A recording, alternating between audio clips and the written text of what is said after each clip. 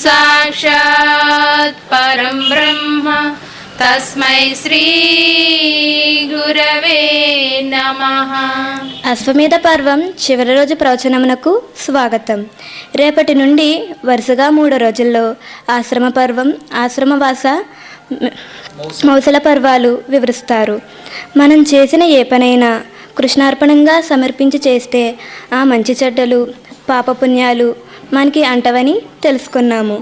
భగవంతుని దగ్గర భక్తులు తెలియక తప్పు చేసిన ఆ తప్పు తెలుసుకొని శరణు వేడితే ఆ భగవంతుని కృప ఎలా ఉంటుందో ఉదంకునికి కృష్ణుడు తన విశ్వరూపం చూపించడం ద్వారా బాగా అర్థమైంది.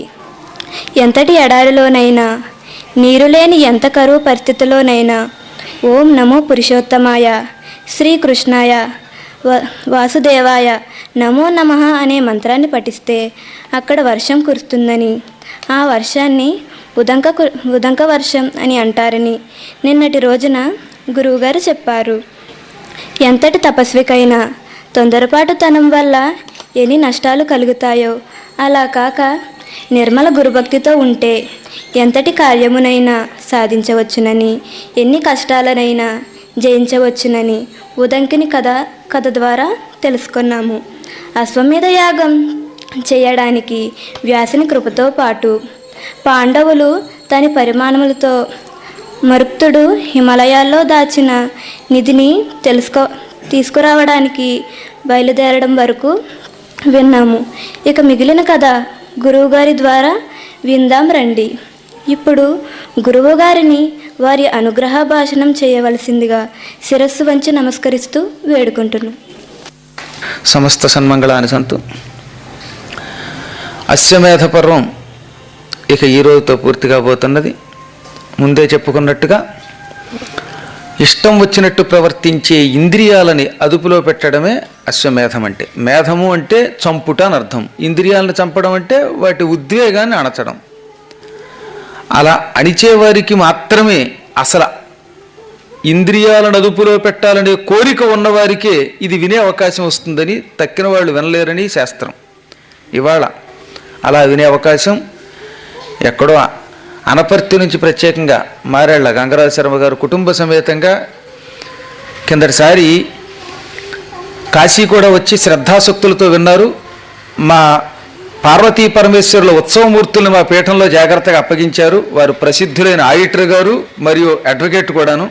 వారి వాళ్ళు మనకి ఏం చేశారు అతిథిగాను. అక్కడ కూర్చుని ఉన్నారు. వాళ్ళు కూడా దంపతులు, ఆది దంపతుల్లాగా. వారికి ఆ యోగం పట్టింది. భగవంతుడు వారి కుటుంబానికి కూడా సమస్త సన్మంగళాలు ప్రసాదించుగాక. వేదవ్యాసుడు హిమాలయ పర్వతాలకు చేరిన శ్రీకృష్ణ పరమాత్మ శక్తిని తనలో నింపుకుని పాండవులకి దర్శనమిచ్చాడు. నిన్న మనం చెప్పుకున్నాం, పాండవులంతా హిమాలయాలలో మరుత్తరాజు దాచిపెట్టిన నిధి సంపాదించడానికి వెళ్ళారు. అక్కడికి వెళ్ళగానే వీళ్లతో పాటు సామాన్య ప్రయాణం చేయవలసిన అవసరం లేదు వ్యాసునికి. ఎక్కడికి కావాలంటే అక్కడ ఆ క్షణమే ప్రత్యక్షం కాగలడు గనక అక్కడ ప్రత్యక్షమై నీలమేఘఛాయ శరీరుడై మంచి సూర్యకాంతితో, అరుణారుణ కాంతితో వెలిగిపోతున్న జటాజోటాలతో ప్రత్యక్షమై, నాయనలారా మీ ప్రయాణం అంతా సుఖంగా సాగిందా అని ముందు కుశల ప్రశ్నలు వేయగానే వ్యాసునికి నమస్కరించాడు ఆయన. తాత, నీ అనుగ్రహంతో ఇక్కడికి వచ్చాం, ఇంకా నిధిని ఎలా బయటికి తీయాలో మార్గం చెప్పు అని అడిగారు వీళ్ళు ధర్మరాజాదులు. నిధికి అధిష్టాన దేవత ఈశ్వరుడు. అష్టసిద్ధులు ఆయన దగ్గరే ఉంటాయి, గుర్తుపెట్టుకోండి. చాలామందికి తెలియదు కానీ సంపద కావాలంటే పూజించవలసింది శివుణ్ణి. భూతిమిచ్చేత్ మహేశ్వరాత్ అని పద్మపురాణంలో శ్లోకం. భూతిం అంటే సంపదని, మహేశ్వరాత్ శివుడి నుండి ఇచ్చేత్ కోరుకొనుము. నీకు డబ్బు కావాలంటే శివుడు ఇవ్వాలి. మోక్షం ఇచ్చేత్ జనార్దనాత్, మోక్షం కావాలంటే విష్ణువుని పట్టుకో. ఇలా ఒక్కొక్క పనికి ఒక్కొక్క రూపాన్ని పట్టుకోవాలి. నిజానికి అన్ని రూపాలు ఒకడే పరమాత్మ. కానీ ఒక పని చేసేటప్పుడు ఒక్కొక్క వేషం, ఒక్కొక్క భాష, ఒక్కొక్క రూపం ఉండాలి. అన్ని వేళలా అలా ఉండలేడు. యుద్ధానికి వెళ్ళేటప్పుడు మిలిటరీ డ్రెస్ వేసుకుని తుపాకీ పట్టుకెడతాడు. ఇంట్లో ఉన్నప్పుడు వాళ్ళ ఆవిడ దగ్గరికి తుపాకీ వేసుకొస్తే నెత్తి మీద ఒట్టించుకుంటుంది. బయట నువ్వు మిలిటరీ ఆఫీసర్ కానీ ఇంట్లో మాత్రం సిస్టమేటిక్గా కూర్చో ఉంటుంది. జిల్లా కలెక్టర్ అయినా భార్య దగ్గర అలా చేతులు కట్టు కూర్చోవలసిందే ఎవడైనా, అది తప్పదు కనుక. అంచేత ఆయా నియమాలు ఉంటాయి. భగవంతుడు ఒక్కడైనా ఒక్కొక్క కార్యానికి ఒక్కొక్క రూపం ఒక్కొక్క అవతారం ధరిస్తాడు. చిట్ట చివరికి వచ్చింది ఏకమేవ అద్వితీయం బ్రహ్మ అని సృష్టి చెబుతోంది. అందువల్ల ప్రస్తుతం మీరు సంపదలు కోరుకుని వచ్చారు గనక ఈ సంపదలకు అధిష్టాన దేవత శివుడు. శివుడే కుబేరుడికి అష్టసిద్ధులు ఇచ్చి తాను మాత్రం ముష్టెత్తుకుంటున్నాడు. ఆయన అనుగ్రహం పొందాలంటే బాగా నియమం నిష్ఠ కావాలి. ఈ రాత్రంతా దర్భలు పరుచుకుని దర్భాసనాల మీద నిద్రపోండి. ఎప్పుడు మెలకు వస్తే అప్పుడు ఓం నమ శివాయ అని జపించండి. ఉదయమే మీ చేత శివపూజ చేయించి నిధిని తవ్వకానికి కావలసిన ఏర్పాట్లు చేస్తానన్నాడు. వాళ్ళందరూ వ్యాసుడు చెప్పినట్టే దీక్షగా చేతులకి కంకణాలు కట్టుకుని తాళ్ళు కట్టాలి. దీక్షా కంకణం అంటారు. పవిత్రపూతమైనటువంటి తాళ్ళు కట్టారు. నమశివాయ అనుకుంటూ నిరాహారంగా, తెల్లారితే పెద్ద నిధి తీయాలి కదా, అందుకని ఈ రాత్రికి ఉపవాసం ఉన్నారట వాళ్ళు. సాధారణ ప్రాణులకి ఇంత దూరం ప్రయాణం చేశాక ఉపవాసం ఉండడం కష్టం. పగలంతా ప్రయాణం చేసి రాత్రికి ఇంటికి రాగానే ఇంత తిండి తినకపోతే మండిపోతుంది. కానీ పాండవులు అలా కాదు, మహానిష్ట కలిగిన వాళ్ళు. వేళ్లల్లో కాస్తో కోస్తో నీరసప్రాణి ఉన్నాడంటే తిండి లేకపోతే ఉండలేనివాడు ప్రొఫెసర్ భీమేశ్వర్ గారు, ఇంకెవరూ లేరు. ఆయన కూడా ఆ పూట దర్భలు వేసుకు పాపం పడుకున్నట్టు పస్తున్నట్ట. అవసరమైతే ఆయన ఉంటాడు. రాత్రి వీలున్నప్పుడల్లా శివస్మరణ చేశారు. తెల్లవారింది. వీరందరినీ పవిత్రమైన మందాకినిలో స్నానం చేయించారు. చారుధామ యాత్రకి మాతో పాటు కిందటి సంవత్సరం వచ్చిన వాళ్ళకి తెలుస్తుంది. కేదారం వెళ్లే ప్రాంగణంలో ఉండే గంగానదిని మందాకిని అంటారు. బదరీ దగ్గర ఉంటే అలకనంద అంటారు. ఇంకా అనేక నామాలతో గంగ వచ్చి చివరికి అన్నీ కలిసిపోతాయి. ఎన్ని పాయలు గంగ అంటే మనం చెప్పుకున్న విధులలో కూడా గంగ 7 పాయలు అయ్యింది. అందులో సీత, సుచక్షువు, సింధువు ఈ 3 తూర్పుకి ప్రవహిస్తాయి.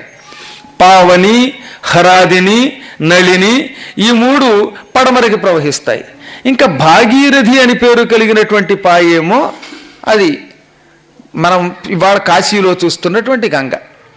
మొత్తం మీద ఈ 7 పాయలు కాకుండా ఇంకా చిన్న చితక చాలా ఉన్నాయి. మడుగులు ఉన్నాయి, పెద్ద ఉన్నాయి. ఇవన్నీ ఎన్నో కలవగా ఇవాళ మనం చూస్తున్న ప్రయాగ క్షేత్రంలో కనపడుతున్న విశాలమైన గంగ ఉన్నది. అందులో కేదార ప్రాంగణంలో ఉన్న మందాకినిలో వీళ్ళందరూ స్నానం చేశారు. మందాకిని స్నానం అంటే ఒక్క క్షణం అందులో మునిగి పైకి తేలితే అప్పుడు మనల్ని మనమే మెచ్చుకోవచ్చు అన్నమాట. గడ్డగట్టించే చలి, భయంకరమైన చలి. శరీరం ఏమైపోతుందో తెలియదు, స్తంభించిపోతుంది. -డిగ్రీస్ కదా అక్కడ ప్రాంతం అంతా. అందులో మహాత్ములు కనుక స్నానం చేశారు. నాకు ఇప్పటికి కూడా బాగా గుర్తు. 2003లో మా పెద్ద అమ్మాయిని తీసుకెళ్ళాను. నేను ములిగి దాన్ని కూడా బుడుంగును ముంచేశాను. అలా ఉండిపోయింది. కాసేపు పైకి వచ్చాక నన్ను ముంచేశారు అంది. ముంచేసేకి ఏం చేస్తాం, అక్కడికి వెళ్ళాక తప్పదు. అంతటి చలి అన్నమాట చెప్పొచ్చేది అది. ఓసారి మళ్ళీ ఎప్పుడో ఒకప్పుడు మిమ్మల్ని తీసుకెళ్ళాలరా చార్ధామకి. డాక్టర్ గారు అందరినీ తీసుకెళ్ళడం కాదండి, మన పిల్లల్ని ఏమైనా సరే నేను దగ్గరుండి మీ అందరికీ కూడా చూపిస్తాను. అప్పుడు బుడుంగును ముంచి ఓహో గురువుగారు మందాకిని స్నానం గురించి నిజమే చెప్పారు అనిపించుకుంటే కానీ ఈ భారతం చెప్పినందుకు నాకు సాటిస్ఫాక్షన్ కలగదు.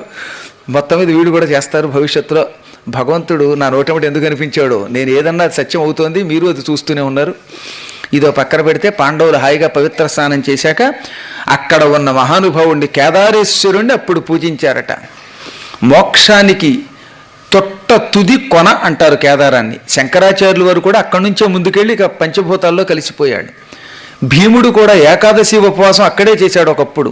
అత్యంత పవిత్ర స్థలం. ఆ కేదారేశ్వరుణ్ణి భక్తితో పూజించి భూతతృప్తి కోసం భూతబలి అంటారు. అన్నాన్ని వండి 8 దిక్కుల్లోనూ కాసిన మెతుకులు వేస్తే దానికి భూతబలి అని పేరు. అన్ని దిక్కుల్లో ఉన్న దేవతల కోసం వేయగానే ఆశ్చర్యం, మంచి గరుడు పక్షులు వచ్చి ఆ మెతుకులు పట్టుకుపోయాట నిమిషాల్లో. అంటే వీళ్ళు చేసే పని విజయం పొందబోతోంది అని అర్థమయ్యింది. ఇంకా వేదవ్యాసుడు ప్రారంభించండి తవ్వకాలు అని అదృశ్యమైపోయాడు. ఆయన జయ పరమేశ్వర అన్నారు.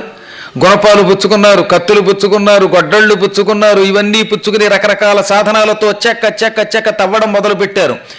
ఎక్కువసేపు శ్రమ పడకుండా 2-3 గంటలు తవ్వగానే ఖణిల్లుమని శబ్దం తగిలిందిట. ఆ శబ్దంతో పాటు మిరుమిట్లు గొలుపుతున్న కాంతి, ఆ కాంతిలో అపార సువర్ణ రాశి కనపడింది. మహానుభావుడు ఏనాడు అక్కడ పాతిపెట్టాడని చెప్పాక మరుత్తరాజు గారి యొక్క పురోహితులు ఆ పాతిపెట్టిన నిధి బయటకు వచ్చింది. త్రవ్విన ప్రభలల్ల దశల నెవ్వటెలగ వెలుగుచుండి నిధి అనిలజుడు కవ్వడియు కవ్వలు అలరగా అవ్వసిదాధిపుడు దాని కర్చనలిచ్చన్.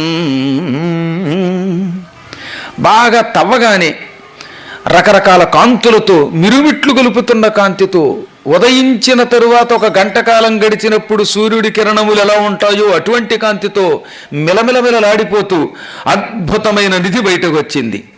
వెంటనే భీముడు, అర్జునుడు, కవలలు మహారాజు ధర్మరాజుతో కలిపి పువ్వులు వేసి దాని మీద పూజ చేశారు. నిధి కనబడగానే దాన్ని పూజించాలి అని ఒక శాస్త్ర నియమం ఉన్నదన్నమాట. కొత్తగా బంగారు నగలు చేయించుకున్నప్పుడు కూడా టింగురంగా అని పెట్టేసుకోకూడదు. ఉంగరం చేయించారండి అని బొంగరంలో పెట్టుకుంటే దీనివల్ల ప్రమాదం, ఎవడో వేలు కోసి పట్టుకుపోతాడు, లేదా ఉంగరం పోవచ్చు, లేదా ఇంకేదైనా కీడు రావచ్చు. అందుకే సువర్ణాభరణములు చేయగానే పాలతో అభిషేకం చెయ్యాలి, పువ్వులతో పూజించాలి, అప్పుడే ధరించాలి. కొత్తగా చేయించుకున్న వస్తువులు పూజించకుండా ధరించరాదు. కొత్తగా కట్టిన ఇల్లు కూడా అంతే. ఇల్లు పూజించి గోవుని తిప్పి గృహప్రవేశం అయ్యాక పెడితే శుభం, లేకపోతే ఆ శుభం అది కొంప అంటారు అప్పటి నుంచి అన్నమాట. అది దొంప తెంచుతుంది. కాబట్టి అనుక్షణము జాగరూకులై ఉండాలి గనక పాండవులు భక్తితో ఆ నిధిని పూజించారు. తక్కన మళ్ళీ వ్యాసుడు ప్రత్యక్షమయ్యాడు. పరమేశ్వరుడు సంతోషించాడు. వీటన్నిటినీ మీరు మోతం వహించుకుంటూ వెళ్ళండి, మళ్ళీ మీరు హస్తినాపురానికి వెళ్ళగానే నేను మీకు అక్కడ ప్రత్యక్షమవుతాను అని వారికి అనుమతి ఇచ్చి పంపేశాట. తాతాయ్ ఇది నీ అనుగ్రహం అని ఆయన్ని పూజించి మంచాలు, పీటలు, ఇటుకలు, సృక్కు స్రవలు, గిన్నెలు, మూతలు, ఇలా ఒకటేమిటి ఎన్ని రకాల పాత్రలు ఉండాలో అన్ని రకాల పాత్రలు బంగారంతో చేయించి అక్కడ పాతిపెట్టారు ఆ మహానుభావులు. ఇవన్నీ మోయించారట. మంచాలకు మంచాలు మోయడం కష్టమైనప్పుడు ఏం చేశాడు ధర్మరాజు గారు, ఒరే ఇంతంత పెద్ద పెద్ద మంచాలు, బంగారపు మంచాలు మోయడం కష్టం, కాబట్టి కోళ్ళు పీకి పారేయండి, ఏ పార్ట్గా పార్ట్ పీకి పారేయండి అని వాటిని పీకించేసి ఏనుగుల మీద, ఒంటెల మీద, గాడిదల మీద, గుర్రాల మీద, రథాల మీద, ఇంకా చిన్న చితక జంతువుల మీద పెరికీళ్లుగా కూడా పెట్టారు. పెరికి అంటే ఏమిటంటే ఇటొక మూట కట్టి మధ్యలో తాడు కట్టి ఈ తాడు మధ్యలో ఇలా పెడతారు. ఈ మూతి ఇక్కడ అతుక్కుపోయి ఉంటుంది, ఇటు మూటలు వేళ్లాడతాయి. గాడిదల మీద పూర్వం అలా మూటలు వేళ్లాడదీసేవారు. ఈ మూటను వేళ్లాడదీయదాన్ని పెరికే అంటారు. ఇలా పెరికతో వృత్తి చేశారు కనుక కులస్థులు పెరికీళ్ళు అని ఒక జాతి ఉంది, ఇప్పుడు కూడా పెరికీలు అంటారు వాడిని. అదొక ప్రత్యేకమైన కులం. ఏమిటంటే దాని అంతరార్థం 2 మూటలని గాడిదల మీద అటు ఇటు వేసి తద్వారా మోయించి వ్యాపారం చేసేవారు అన్నమాట. పూర్వం ఎక్కువగా వర్తకాలు అలాగే జరిగేవి. అలాంటి మూటలుగా కూడా కుట్టించి వేయించాడు. ఇక అసలు ఆ బంగారపు రాశిని చూడగానే అందరూ పెద్ద పెట్టున జయజయధ్వానాలు చేశారట. మా జీవితంలో ఇంత బంగారం కళ్ళారా చూసి ఎరగమన్నారు వాళ్ళు. పనివాళ్ళకి ఆ యోగం పట్టిందిట. దిక్కుమాలను కూడా కట్ల డబ్బులున్నా ఒకేసారి మనం చూడలేము, చూసినా తట్టుకోలేము. ఏ బ్యాంకులోకైనా మన రానివ్వరు. ఓసారి ఒకవేళ కట్ల చూస్తే ఇలాంటి సామాన్యం పిల్లలైతే అని పడిపోతారు. తర్వాత మళ్ళీ వీళ్ళకి పెరాలసిస్కి వైద్యం చేయించడానికి మళ్ళీ డాక్టర్ గారే ఖర్చు పెట్టాలి డబ్బు కూడా. ఒకేసారి దాన్ని చూస్తే ప్రమాదం. ఈ వచ్చినటువంటి పని వాళ్ళల్లో చాలామందికి గుండెపోటు కూడా వచ్చినంత పని అయింది అంత బంగారం చూడగానే. ఇదంతా బంగారమేనా నాయనోయ్ అని పిచ్చెక్కిన వాళ్ళు ఉన్నారు. మళ్ళీ అటువంటి వాళ్ళని ధర్మరాజు వారు నీళ్లు పోసి స్వస్థుల్ని కూడా చేశాడు. ఇదంతా మోయించుకుంటూ పెడుతూ ఉంటే పరమాత్మ శ్రీకృష్ణుడికి తెలియందేముంది, అమ్మయ్య సువర్ణం దొరికింది పాండవులకి, ఇక నేను ఇప్పుడు తిరిగి హస్తినకి వెళ్ళాలని భావించి మహాత్ములైన బలరాముణ్ణి, దేవకి వసుదేవుల్ని, తమ్ముడు సాత్యకిని, ఇంకా కొంతమంది మిత్రుల్ని వీళ్ళందరినీ వెంట పెట్టుకుని హుటాహుటిన ద్వారకా నగరం నుంచి హస్తినాపురానికి ప్రయాణమై వచ్చేశాడు. వచ్చి రాగానే అప్పుడు ముందే నిన్న మనం ఏం చెప్పుకున్నాం, పాండవులు నిధికి వెళ్ళేటప్పుడు నగర రక్షణ యూత్సుడికి అప్పగించారు. యూత్సుడు అంటే ధృతరాష్ట్రుడికి ఒక వైశ్య కన్య వల్ల పుట్టినవాడు. అతనికి రాజ్యభారం ఇచ్చి అతనికి మళ్ళీ తోడుగా విదురుణ్ణి పెట్టి మేము వచ్చేదాకా నువ్వు జాగ్రత్త, ఎవరు వచ్చినా కాపాడు అన్నారు. నగరాన్ని రక్షించగలిగే బలం ఉన్నవాడు యూత్సుడు, చాలా గొప్పవాడు, ధర్మాత్ముడు చెప్పుకున్నాం కదా మనం. కౌరవ పాండవ సౌరంలో ధృతరాష్ట్రుడి కొడుకైనా పాండవుల వైపు వాడొక్కడే వచ్చాడు కాబట్టి వాడొక్కడే ధృతరాష్ట్రుడి కొడుకుల్లో మిగిలినవాడు. అందువల్ల అతడు మహావీరుడు, నగర రక్షణ చేయగలడు, ధర్మాత్ముడు కూడా. అందుకే అతనికి ఆ భారం ఇచ్చారు. శ్రీకృష్ణుడు తన సోదరులతో తల్లిదండ్రులతో నగరానికి వచ్చిన వార్త తెలుసుకోవడంతో యూత్సుడు విదురుడితో కలిసి వచ్చి వారికి స్వాగతం చెప్పి కాళ్ళు కడిగి పరమభక్తితో పూజించాడు. మామూలు భక్తి కదనమాట, మహాభక్తితో నగరానికి తీసుకొచ్చాట. కుంతీదేవి మేనల్లుడు అనే భావన ఎప్పుడూ లేదు కృష్ణుడి మీద ఆవిడికి. ఆయన సాక్షాత్ పరమాత్ముడనే తెలుసు.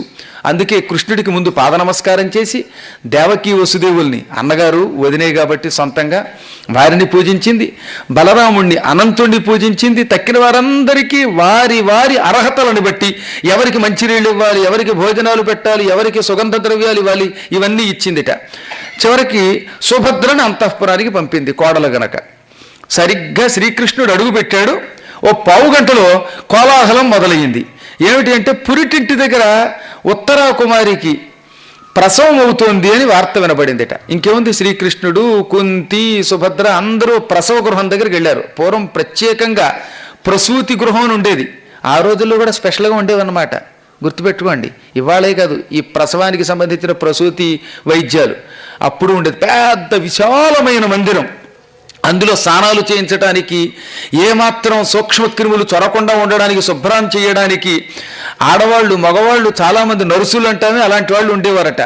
చాలా శ్రద్ధగా పురుడు పోసేవారు. పుట్టిన పిల్లాడికి అనారోగ్యం రాకుండా చూసే బాధ్యత వారిది, వాడిని బతికించే బాధ్యత వారిది. తల్లికి కష్టం లేకుండా చూసేవారు, తల్లి ప్రాణం పోకుండా మందులు సిద్ధం పెట్టేవారట. ఇన్ని రకాల ఏర్పాట్లతో ఉన్న గృహం దగ్గరికి వెళ్ళారు. అలా వెళ్ళగానే ఉత్తర పుణ్యగర్భమున నుండి భవజ్జనకుండు పూర్వంశోత్తరుడు ఆదిరాజగుణయోగి పరీక్షితుడుద్భవించినన్ చిత్తమెలర్ప పుత్రుడని చెప్పిరి. వెల్పలి వారికింటిలో అత్తరినున్న వృద్ధ సతులు ఆర్చ జనం బఖిలంబునుబ్బునన్. ఉత్తర పుణ్యగర్భం నుంచి ఎందుకు ఆ మాట అన్నాడు? పుట్టేవాడు పుణ్యాత్ముడు గనక. ఆ పుట్టేవాడే పుట్టకపోతే కలిపురుషుడిని నిగ్రహించేవాడెవడు? పవిత్ర భాగవత గ్రంథం లోకానికి ఎలా వస్తుంది? అందుకే అది పవిత్ర గర్భం, పుణ్యగర్భం. కొంతమంది తల్లుల గర్భాన్ని పుణ్యగర్భం అంటారు మంచివాళ్ళని కంటే. దుర్యోధనుడు లాంటి వాడి కంటే అది దరిద్ర గర్భం అంటారు. ఈ పవిత్ర గర్భం నుంచి నాయనా జనమేజయ, నీ తండ్రి పుట్టుకొచ్చాడు. ఈ కథంతా వైశంపాయనుడు జనమేజయుడికి చెబుతున్నాడు, అది మర్చిపోకూడదు. నీ తండ్రి మహానుభావుడు, పూర్వవంశాన్ని నిలబెట్టగలిగిన వాడు, పూర్వపు మహారాజుల గుణములన్నీ పుణికిపుచ్చుకున్నవాడు.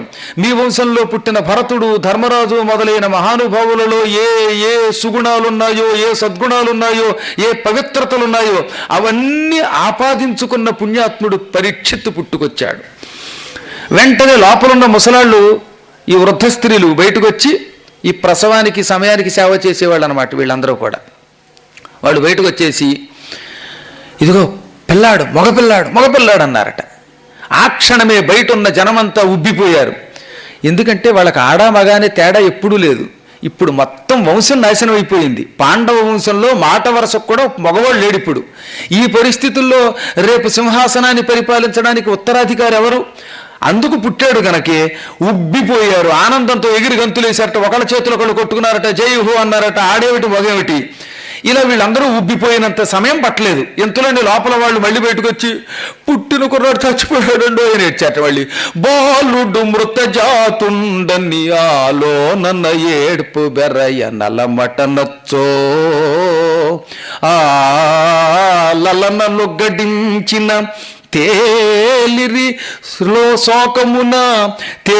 శోకమున జనులు ధీర విచారా.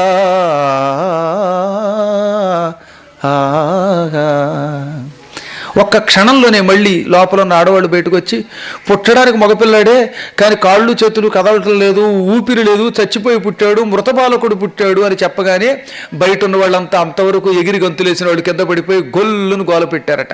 అసలు చెప్పకపోయినా పర్వాలేదు, ఉత్సాహం అంతా నిమిషాలలో నీరు గారిపోయింది. అయ్యో, ఈ వంశాన్ని రక్షించేవాడెవడు అని అందరూ గుండెలు బాదుకున్నారు. ఇక కుంతీదేవి అయితే ఒక్క పెట్టున శ్రీకృష్ణుడి దగ్గరకు వచ్చేసింది. నాయన శ్రీకృష్ణ, యదుభూషణ, నరసఖ, శృంగార రత్నాకర, సమస్త లోకాలని కాపాడే పుణ్యాత్ముడి, నీ మేనల్లుడు చచ్చిపుట్టాడు, ఆ మేనల్లుడి కొడుకు చచ్చిపుట్టాట, వాడిని రక్షించు బాబోయింది ఆవిడ కూడా. సుభద్ర వచ్చింది. అన్నయ్య, ఎప్పుడైనా నీ దగ్గరకు వచ్చి ఇన్నాళ్లలో ఒక్క వస్తువు అడిగానా, ఒక చీర అడిగానా, సారి అడిగానా? అసలు అడగవలసిన అవసరమే వచ్చింది. అడగకుండానే నువ్వు ఎప్పటికప్పుడు నా ముద్దు చెల్లిస్తూ వచ్చావు. ఇష్టమైన అర్జునుడికిచ్చి పెళ్లి చేసావు. అవన్నీ ఒకెత్తు. అభిమన్యుడు చచ్చిపోయినప్పుడు కూడా నేను బాధపడలేదు. కొడుకు చచ్చిపోతే కొంతవరకు దుఃఖించి ఊరుకున్నాను. కానీ అభిమన్యుడి వంశం నిలబడుతుందనుకున్న సమయంలో పుట్టిన కుర్రాడు చచ్చిపోయి పుట్టాడు. నువ్వే కాపాడాలి. నువ్వేమన్నావు? అశ్వత్థామ బ్రహ్మశిరోనామకాస్త్రం వేసి పాండవ వంశం మొత్తం అపాండవం అవ్వాలి అని మంత్రం చదవగానే పాండవ వంశం అంతా నశించినా ఒక్క అభిమన్యుడి గర్భాన్ని రక్షిస్తాను, పుట్టే కుర్రాన్ని బతికిస్తాను అన్నావు. ఇప్పుడు అభిమన్యుడి కొడుకు చచ్చి పుట్టాడు, నీ మాట వమ్మైపోతే ఎలాగా అని తల మీద చేతులు పెట్టుకుని బాదుకుంటూ ఏడ్చింది పాపం. సాధారణంగా ఏడుపు వస్తే తల బాదుకుని ఏడుస్తారు కొంతమంది, ముక్కు మూసుకు ఏడుస్తారు కొంతమంది, వాళ్ళ చేష్టలవి. ఇంతలోనే మళ్ళీ ఏముందో తెలుసా?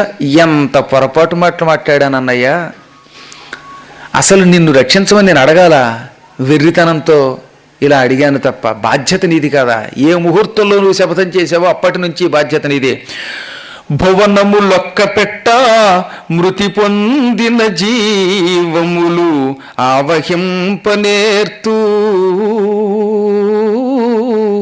వల్లచినట్టులైన గుణరూఢుడు మేనమరంది పౌత్రు చావ విడుతే వంత పెంపున అవారణ నీయదురన్ ప్రలాపముల్ వివిధములే మొనర్చితిమి వెర్రులమై ఇటు భక్తవత్సలాగా. ప్రభు కృష్ణ, ఈ చరాచర జగత్తంతా నశించిపోయినా అలా చూపులతో బతికించగలవు. నీ గురించి నాకు తెలుసు. ఒకప్పుడు అఘాసురుడనే రాక్షసుడు గోపాలకుల్ని దూడల్ని మింగేస్తే ఆ కడుపులో ఉడికిపోయిన వాళ్ళని చూపులతో బతికించావట నువ్వు. అన్ని జగత్తులని సృష్టించేది నువ్వు, పోషించేది నువ్వు, లయం చేసుకునేది నువ్వు. ఇన్ని లోకాలని బ్రతికించగలిగిన నువ్వు తలుచుకుంటే చచ్చిపోయిన 11, 7, 18 అక్షౌహిణుల సైన్యాన్ని బ్రతికించగలిగిన నువ్వు నీ మేనల్లుడి కొడుకు చచ్చిపోతే వాడిని విడిచిపెడతావా? వెర్రి తప్ప. మేము ఇలా ఏడ్చాం. నీవు ఎందుకు ఎప్పుడు ఏ లీల చేస్తావో మాకు తెలియదు, కానీ ఈ కుర్రాన్ని బతికిస్తానన్నావు కనుక బతికిస్తావు. వెర్రులమై ఇటు దీనవత్సల, మేము వెర్రివాళ్ళమై ఏడ్చామంది ఒక మాట. రెండో మాట ఏమంది? దీనవత్సల, దీనత్వంతో ఉన్న వాళ్ళని కన్నబిడ్డల్లా పరిపాలిస్తాడు ఆయన. వత్సలత్వం చూపించుట అంటే పిల్లల్ని ప్రేమించినట్టు ప్రేమించుట, అదే వాత్సల్యం అంటే. ఎవరినైనా చూడగానే వీళ్ళు నా పిల్లలు అనే భావన కలిగి వాళ్ళని ప్రేమిస్తే దానికి వాత్సల్యము అని పేరు. నీకు ఆ లక్షణం ఉంది, అందుకే అడుగుతున్నాను అనగానే శ్రీకృష్ణుడు ఒక్క క్షణకాలం ఏమి ఎరగనట్టుగా కుంతీదేవిని సుభద్రని పట్టుకుని అయ్యో కుర్రాడు చచ్చిపోయాడా అని ఆయన ఏడ్చాట. ఈయన లీలలన్నీ అలాగే ఉంటాయి, సామాన్యుడిలాగా ఆయన కూడా కాసేపు ఏడ్చాట. కుంతీదేవి తెల్లబోయింది, సుభద్ర తెల్లబోయింది. నువ్వు ఏడవడం కోసం కాదు ఇక్కడికి రావలసింది, ఏడ్చే మమ్మల్ని ఓదార్చాలి అనగానే చిరునవ్వు నవ్వి స్వామివారు ఏమెరగనట్టుగా, సుభద్ర నీకిచ్చిన మాట నిలబెట్టుకుంటాను. ఆనాడు అశ్వత్థామని నేను బెదిరించి సృష్టి అంతా ఏకమైన ఉత్తరాగర్భంలో ఉన్న బాలకుడొకడిని భవిష్యత్తులో భరతవంశం నిలబెట్టడానికి బ్రతికిస్తాను అని శపథం చేశాను. ఆ శపథం ఎలా నిలబెట్టుకుంటానో చూద్దుగాని రా, అత్తయ్య నువ్వురా అని వాళ్ళని వెంటబెట్టుకుని ఉత్తరాదేవి ఉన్న పురిటింట్లోకి ప్రవేశించాడు. అప్పటిదాకా మంచం మీద పడుకుని గొల్లును గోలెడుతున్న ఉత్తర శ్రీకృష్ణుని చూసింది, పరుగు పరుగును వచ్చేసింది. కృష్ణ పరమాత్మ రక్షించు, ఇదిగో నీ మేనల్లుడి కొడుకు చచ్చిపోయి పుట్టాడు అని కొంచెం అంతలోనే పిచ్చెక్కి కుర్రాడు చచ్చిపోవడం, అసలే ఈ పెళ్ళైన కొద్ది రోజులకే భర్త చచ్చిపోవడం, దానికి తోడేమో ఈ పురిటి నీళ్ళు ఇంకా పోసుకోకుండా అప్పుడే పచ్చిగా ఉంది పాపం గర్భం కూడా, అది కొంచెం అనారోగ్యం. ఆ స్థితిలో సంధి అంటారు. అంటే బుర్ర పని చెయ్యక ఏం పేలుతారో తెలియని స్థితి అనమాట. ఒరే లేవరా, లేచి తాతగారికి దండం పెట్టు, సమస్త లోకాలని పరిపాలించే అఖిలాండ కోటి బ్రహ్మాండ నాయకుడు దామోదరుడు అనంతుడు వాసుదేవుడు విశ్వాత్మకుడు విశ్వభేద్యుడు వచ్చాడు. ఆయన రాగానే లేచి నిలబడి నమస్కరించవే, మీ నాన్న ఎంత ధర్మాత్ముడు. శ్రీకృష్ణుడు రాగానే ఎవరైనా లేచి కాళ్ళకి దండం పెట్టాలి అన్నాడు. నువ్వు అలా దండం పెట్టకపోతే మీ నాన్న వచ్చి తిడతాడు రోయ్ నిన్ను. నాన్న ఎక్కడున్నాడు అంటే ఆవిడ కొంచెం పలవరింతలు వచ్చేసాయి. మీ నాన్న కోపగిస్తాడు, అధర్మం చెయ్యకు, ధర్మాత్ముల వంశంలో పుట్టి అని. మళ్ళీ అంతలోనే అది పిచ్చని గ్రహించి తానే, ఇదేమిటి ఇలా మాట్లాడుతున్నాను, మీ నాన్న ఏమిటి, నువ్వెక్కడ మాట్లాడతావు అని మళ్ళీ కృష్ణుడికేసి తిరిగి, కృష్ణ ఈ కుర్రాడు పుట్టగానే శ్రీకృష్ణుడి పాదాలకి నమస్కారం చేయిస్తాను అని మొక్కుకున్నాను, ఆ మొక్కు కూడా తీర్చుకోలేకపోతున్నాను, నన్ను క్షమించు అని పరిపరి విధాలుగా ఏడ్చింది. పురిటి గృహంలో అప్పుడే ప్రసవమైన వెంటనే కొడుకు చచ్చిపోతే భర్త లేని స్త్రీకి, తాజాగా వైధవ్యం వచ్చిన స్త్రీకి ఎంత బాధ ఉంటుందో అంత బాధ చూపించింది పాపం. అప్పుడు శ్రీకృష్ణుడు తల మీద చేయిబెట్టి ఓదార్చి, మనవరాల దుఃఖించకు అన్నట్టుగా ఓదార్చి, ఇదిగో ఈ కుర్రవాణ్ణి బతికిస్తాను. ఆయన బతికించడానికి కష్టపడాలా, ఉఫ్ అంటే బతుకుతాడు. అలా బ్రతికించలేదు. అదే శ్రీకృష్ణుడు గొప్పతనం. ఎవరైనా చచ్చిపోతే వాళ్ళని బ్రతికించడానికి కొన్ని శక్తులు కావాలి. ఆ శక్తులు ఉంటేనే చచ్చినవాడు బతుకుతాడు. ఆ శక్తి నా దగ్గర ఉందనుకుంటున్నాను, ఆ శక్తి ఏమిటో వినండి అని అందరూ వింటూ ఉండగా అన్నాడు ఆయన. అంటే ఈ చెప్పబోయే శక్తులు ఎవరిలో ఉంటే వారంతా చచ్చిన వాడిని కూడా బ్రతికించగలరు అన్నాడు ఆయన. పగర్ర ఎడ్డనైన నే బొంకు పలుకనేని సమర ముఖమున ఎన్నడు చెల్లిత వృత్తి పిరిది కడుగిడనేని పిన్నవాని అంగమున జీవమీ ప్రొద్ద ఆవహిల్లు. సాధారణంగా శత్రువులు కనపడగానే అసత్యాలు ఆడతారు చాలామంది. వాళ్ళని నాశనం చేయటానికో లేకపోతే వాళ్ళని మోసగించడానికో. అన్ని అబద్ధాలే మనం చూస్తూనే ఉన్నాం. కోట్లు కోట్లు దాచేసుకున్న దొంగ పీనుగులు కూడా నేను నిజాయితీ పరుండనే అసత్యం ఆడుతూ ఉంటాడు. నేను పొరపాటును కూడా శత్రువుల దగ్గర కూడా బొంకి ఎరగని వాడినైతే, నా జీవితంలో ఎప్పుడూ సత్యం పలికిన వాడినైతే, యుద్ధ రంగంలో పొరపాటును కూడా భయపడి వెన్ను చూపించిన వాడిని కాకపోతే, యుద్ధంలో ఒక్కోసారి పిరికితనంతో పారిపోవచ్చు, నేను పారిపోకుండా ఉంటే ఈ చచ్చిపోయిన పిన్నవాడి శరీరంలోకి ప్రాణం వచ్చుగాక. చాలామందికి అనుమానం, అప్పుడప్పుడు శ్రీకృష్ణుడు కూడా అసత్యం ఆడించాడు కదా అని. అది అసత్యం కాదు, మీకు చాలాసార్లు చెప్పాను. భూతహితంబుగా పలుకు బొంకును సత్యఫలంబునిచ్చు. 10 మందిని రక్షించడానికి ఎప్పుడైనా మనం అసత్యం ఆడితే అది సత్యమే అవుతుంది. అందుకే ధర్మము వేరు, ధర్మ సూక్ష్మము వేరు. ఈ మహానుభావుడు ధర్మ సూక్ష్మము చెబుతున్నాడు. అందుకే నేను ఎప్పుడూ బొంకలేదు, నేను ఎప్పుడూ పారిపోలేదు. అలా పారిపోకుండా ఉన్నవాడిని అయితే ఈతడి శరీరంలోకి ప్రాణం వచ్చుగాక. ధరణీశ్వర కొల్లము నెడంకర్ర మెక్కుడు ప్రియము నాకు కలదేని సధర్మరతుడనయేని ఈ ఉత్తరాసుతుడు లబ్ధ జీవితత్వము నొందు. నేను నిత్యం బ్రాహ్మణుల్ని పూజించేవాణ్ణయితే, వాళ్ళ మీద నాకు ప్రేమ ఉన్నట్లయితే, నేను ధర్మాత్ముణ్ణైతే, ధర్మాత్ముణ్ణని కూడా అలా ధర్మరతుడను, ఎప్పుడూ ధర్మమునాచరించాలనే కోరిక కలిగిన వాణ్ణైతే, ఈ ఉత్తరాపుత్రుడి శరీరంలోకి ఈ క్షణమే ప్రాణం ప్రవేశించుగాక. నరుని ఎడ నా మనంబున విరోధమెన్నడును ఏమి విధముననైనన్ పరయమి నిజమేనియు సుస్థిరముగా ఈ బాలుమేన జీవము చెందున్. ఏనాడు అర్జునుడి మీద నాకు విరోధం ఉండదు, పొరపాటును కూడా అర్జునుడి మీద నాకు విరోధం లేకపోతే ఈ కుర్రవాడి శరీరంలోకి ప్రాణం వచ్చుగాక. అంటే అర్జునుడిని ఎప్పుడూ ద్వేషించను. అంతరార్థం జీవులెవరిని నేను ద్వేషించను, నాకు జీవద్వేషం లేదు, వీళ్ళంతా నేనే గనక. అలా అయితే వీడి శరీరంలోకి ప్రాణం వచ్చుగాక. నిక్కపు ధర్మువు నన్నయేను అక్కంసాదుల వధించుట ఆరసి చూడం నిక్కువమై ఆర్యజనులకెక్కినయేని సువగ్గమీ శిశువుగను. నేను నిజంగా ధర్మం మీద నిత్యం మనస్సు పెట్టిన వాడినైతే, ఎప్పుడూ నా మనస్సు ధర్మం నుంచి పక్కకి వెళ్ళకపోతే, నేను ధర్మంగానే కంసాదుల్ని చంపినట్టయితే, నేను కంసుడు లాంటి దుర్మార్గుల్ని చంపడం పెద్దవాళ్ళకి, జ్ఞానులకి, ఋషులకు నచ్చినట్టయితే అసువర్గమీ శిశువుగను ఈ క్షణమే ఈ కుర్రవాడి శరీరంలోకి ప్రాణం వచ్చుగాక. మహిత సత్యంబు పరమధర్మంబు గాఢ నిర్మల బ్రహ్మచర్యంబు నిత్య సుప్రతిష్ఠితంబులై నాయందు తేజరిల్లునేని ఈ బాలునకు జీవమిపుడవచ్చు. ఇన్ని చెప్పాడు ఆయన. నేనెప్పుడు పవిత్రమైన సత్యమే గొప్పది అని ఒప్పుకున్నట్టయితే, సత్యాన్నాస్తి పరోధర్మ అని శాస్త్రాలు చెబుతున్నాయి. సత్యం కంటే గొప్ప ధర్మం లేదు, సత్యం కంటే తపస్సు లేదు అని నేను మనస్సులో భావించి సత్యములకు పెద్దపీట వేస్తే, ధర్మం మీద నా మనస్సు నిత్యం ఉంటే, నేను బ్రహ్మచర్య వ్రతంతో ఉంటే, ఇంకెంతకంటే కృష్ణుడిని మీరు నమ్మకపోతే ఎలాగా?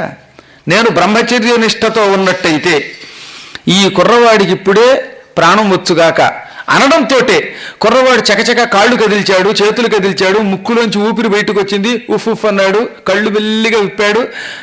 కేరమని ఏడవట్లేదట, అందరినీ ఇలా చూడడం మొదలెట్టాట పరిశీలనగా. ఎందుకంత పరిశీలించాడో తెలుసిన? అశ్వత్థామ బ్రహ్మశరం అనే అస్త్రం వేశాడు. ఈ అస్త్రం కడుపులోకి వెళ్ళిపోయింది, ఉత్తరాగర్భాన్ని కాల్చేస్తోంది. అలా కాల్చేస్తూ ఉండగా ఈ కుర్రవాడు భయపడిపోతూ ఉంటే శంఖ చక్ర గదా పద్మాలు ధరించి 4 చేతులతో శ్రీమన్నారాయణుడు అడ్డుకొని ఆ గదతో అస్త్రాన్ని వెనక్కి తిప్పాట. తిప్పుండకపోతే కడుపులోనే బూడిదైపోయేవాడు. వాడు ఎప్పుడో ఆ చచ్చిన శిశువు బయటకు వచ్చేసేది.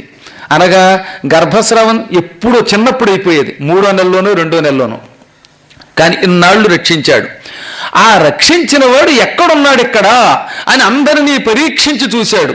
అలా పరీక్షించి చూడటం వల్ల కూడా ఆయన్ని పరీక్షిస్తున్నారని భాగవతం కూడా చెబుతున్నది మనకి. ఈ కుర్రవాడు అందరినీ చూస్తూ ఉండగా శ్రీకృష్ణుడు చిరునవ్వు నవ్వి, అమ్మాయి ఉత్తరా, నీ కోరిక తీరిందా అనగానే ఇక ఆవిడ బ్రహ్మానంద భరితురాలైపోయి ఆ కుర్రాడిని వెంటనే ఎత్తేసుకుని ముద్దు పెట్టుకుని ఆవిడ ఏమంది, కుర్రవాడి చేత శ్రీకృష్ణుడికి నమస్కారం చేయిస్తానని మొక్కుకుందిట.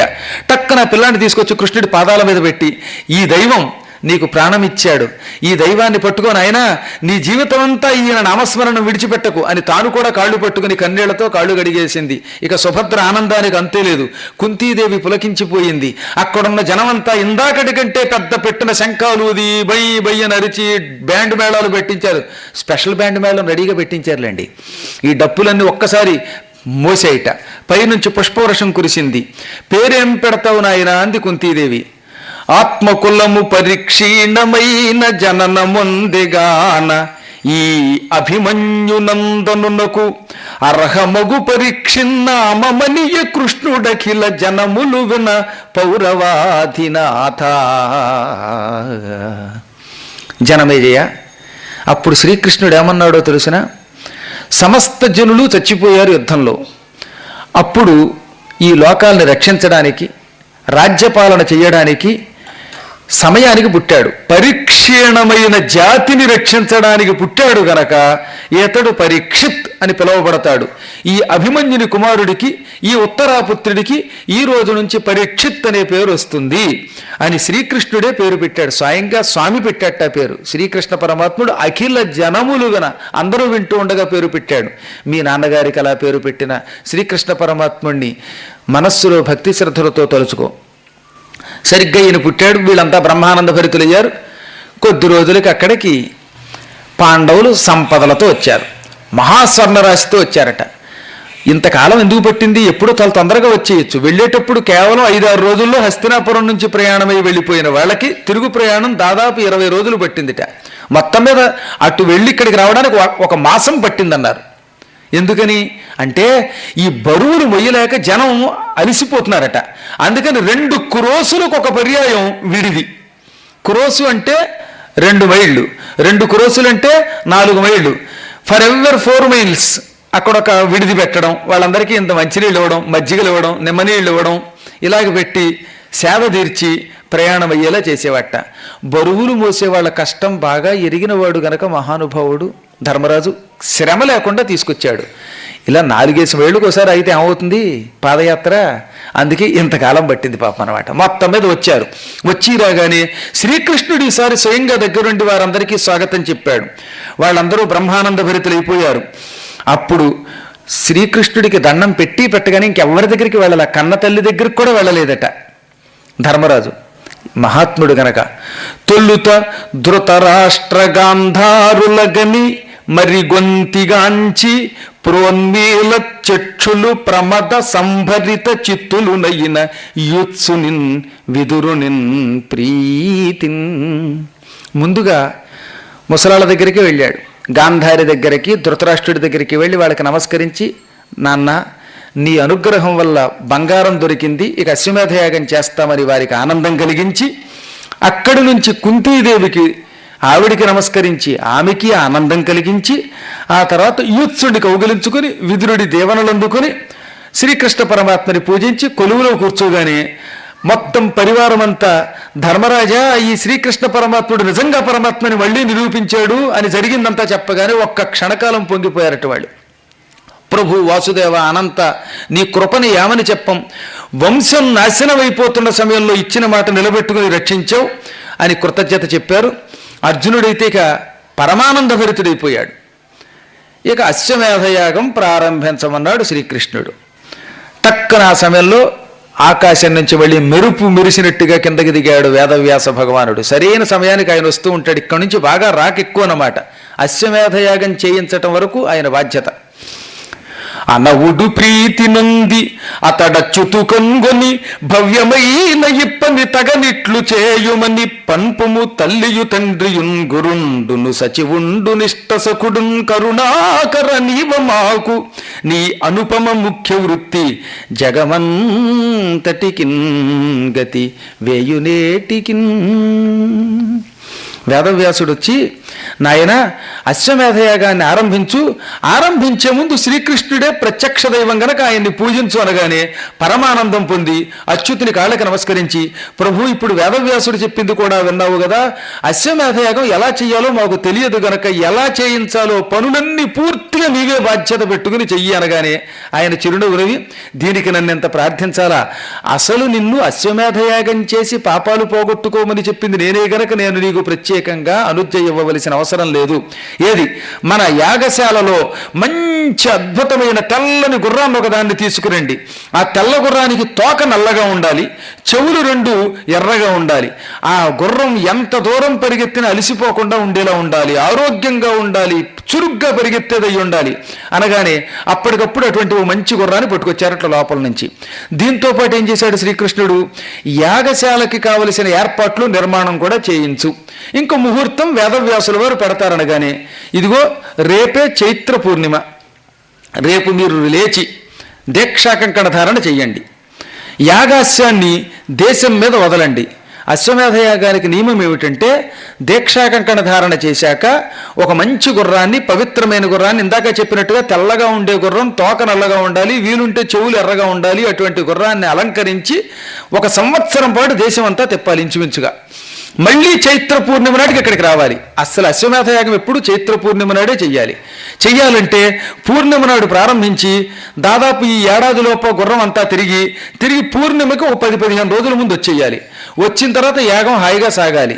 ఆఖరణ చైత్ర పూర్ణిమ నాడు ఈ అశ్వాన్ని పెట్టుకుని అద్భుత రీతిలో ఋత్విక్కుల్ని పెట్టుకుని యాగం చెయ్యాలి. దానికి కావలసిన ఏర్పాట్లు చెయ్యాలంటే ముందు యాగ దీక్షకి కావలసిన శాల కావాలి.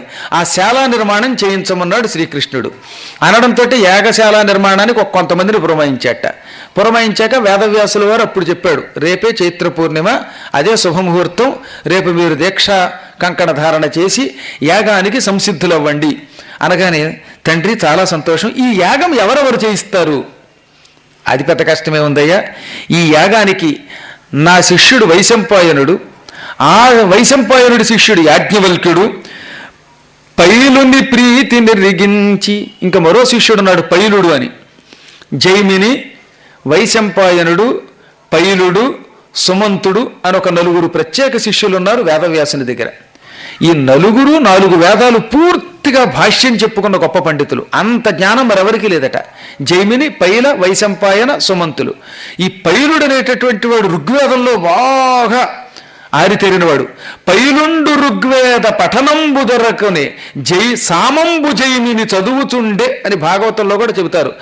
ఋగ్వేదం అంటేనే క్రమం తప్పకుండా కంఠస్థం చేయవలసిన పెద్ద వేదం. వేదాల్లో ప్రాచీన వేదం అంటారు దాన్ని. అంతటి వేదం ఏ మూల ఏముందో తన ధారణా శక్తితో భాష్యంతో సైతంగా చెప్పే జ్ఞాని పైలుడంటే. ఆ మహానుభావుడు ఒక పక్కనున్నాడు. ఈ సుమంతుడు, దాల్భ్యుడు, బకుడు ఇలాంటి పుణ్యాత్ములంతా నీ కూడా ఉంటారు. నా దగ్గర 10,000 మంది ఋత్విక్కులున్నారు. వీళ్ళంతా నీ యజ్ఞాన్ని సుసంపన్నం చేస్తారు.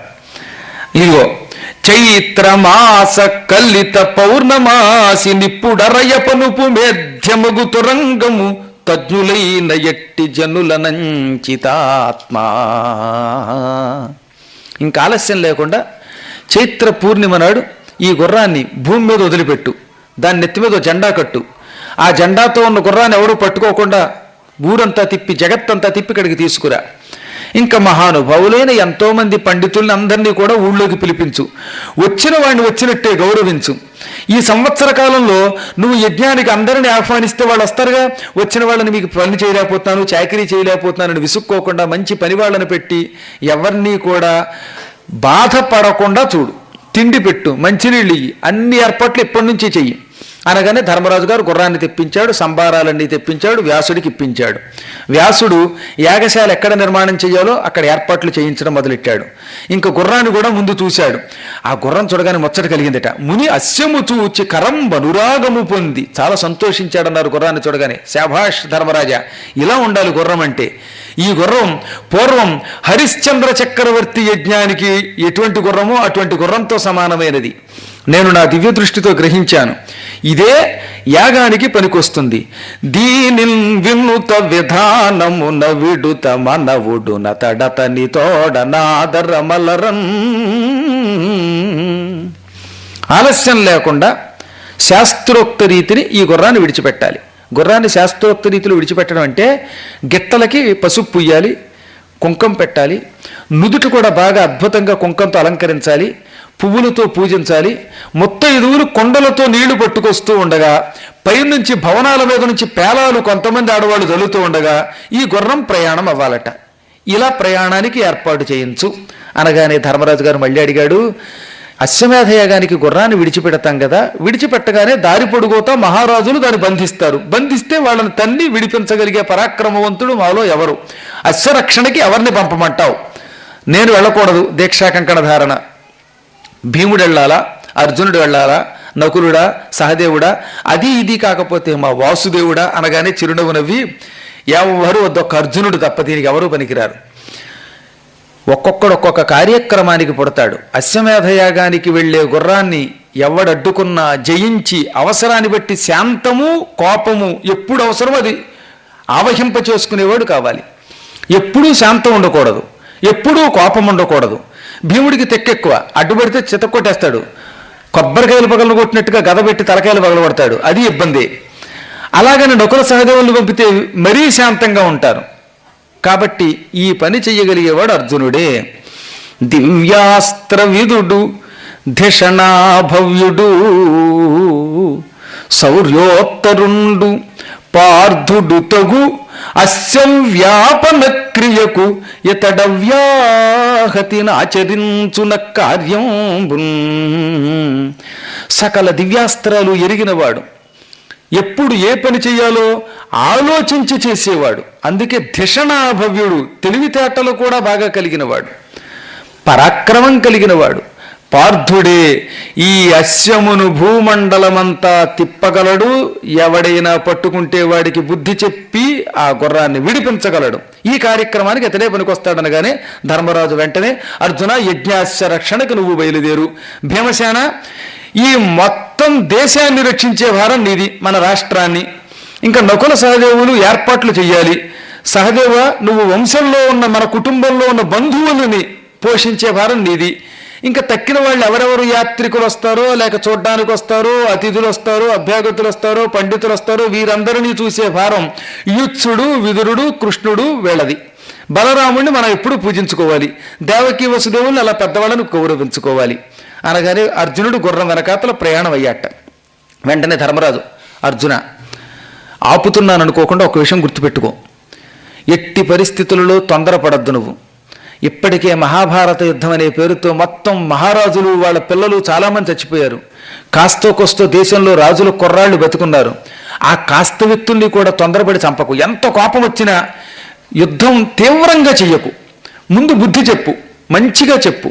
ధర్మరాజు అశ్వమేధయాగం చేస్తున్నాడు. ఈ గుర్రం ఆయన గుర్రం. ఎవరు అయినా దీన్ని పట్టుకోదలిస్తే దయతో నేను ముందు విజ్ఞప్తి చేస్తున్నాను, పట్టుకోకుండా వదిలేయండి. వాళ్ళందరూ యజ్ఞానికి రెండు అను. నువ్వు అయినా వినకుండా గుర్రాన్ని పట్టుకుంటే చంపకుండా కొట్టి వదిలిపెట్టి వాళ్ళని మళ్ళీ ప్రేమగా యజ్ఞానికి పిలు. ఎందుకంటే ఇప్పటికే జన నష్టం అయ్యింది. ఈ నష్టం నేను తట్టుకోలేకపోతున్నాను, ఈ హింస తట్టుకోలేను అనగానే తూచా తప్పకుండా పరిపాలిస్తానన్నాడు అర్జునుడు. శుభముహూర్తంలో చైత్ర పూర్ణిమ నాడు బయలుదేరింది. ముందుగా త్రిగర్త దేశం చేరిందట. ఆ త్రిగర్త దేశాధిపతుల్లో పూర్వం మనం చెప్పుకున్న సుశర్మ అనేవాడు దానికి అధిపతి అని. వాడి కొడుకుల్లో కొద్దిమంది మిగిలారు అక్కడ. ఒకడి పేరు సూర్యదత్తుడు, మరో పేరు అర్జునదత్తుడు, మరోడి పేరు భగదత్తుడు. వీళ్ళంతా అక్కడున్నారు. అందులో ఈ సూర్యకేతువు లేక సూర్యదత్తుడు అని పిలుస్తారు వాడిని. వాడు సైన్యంతో వచ్చాట. అర్జునుడు వాడిని సాంత్వనపరిచాడు. నాయనలారా, ధర్మరాజు గారి ఆజ్ఞ, మీరు ప్రేమగా మాతో స్నేహం కలుపుకొని మా యజ్ఞానికి రండి, పాత పగలన్నీ మర్చిపోదాం అనగానే వాళ్ళు అంత తేలిగ్గా వింటారా? అసలు ఆ సుశర్మ అంతటి భయంకర మూర్ఖుడు మరొకడు లేడని. వాడు మహాభారత యుద్ధంలో వాడు ప్రతిజ్ఞలు చేస్తాడు. వాడు ద్రోణపర్వంలో మీకు వీలుంటే ఇంటికి వెళ్ళాక చూసుకోండి. అర్జునుడిని పద్మవ్యూహం రోజున మేము బయటకు కదలకుండా పట్టుకుంటాం, మేము చచ్చినా సరే వాడిని వదలం. ఒకవేళ అర్జునుడికి ఓడి మేము పారిపోతే, అంటే యుద్ధరంగంలో వెనక్కి వెళ్ళినట్టయితే బ్రహ్మహత్య, ఈ హత్య, ఆ హత్య ఇవన్నీ చేసిన పాపాలు పొందుతామని ఆ కుర్రాన్ని చంపడానికి అన్ని ప్రతిజ్ఞలు చేశారు వాళ్ళు. ఆ మూర్ఖత్వ లక్షణం వీడికి కూడా ఉంది, కొడుకు కూడా. అందుకని ఎంత చెప్పినా వినకుండా తీవ్ర యుద్ధం చేశాట. కవిసిన వారితో మరియు కవ్వడి ఇట్టులను దయాధురా ప్రవణుడజాత శత్రుడు తురంగమ రక్షకు పంపునప్పుడు భూప వితతి ఎల్లను తెగియే భారత యుద్ధమునందు బాలురల్ తివిరి వధింపకాదు కృప తిన్నదనం దశగం జరిముపుమీ.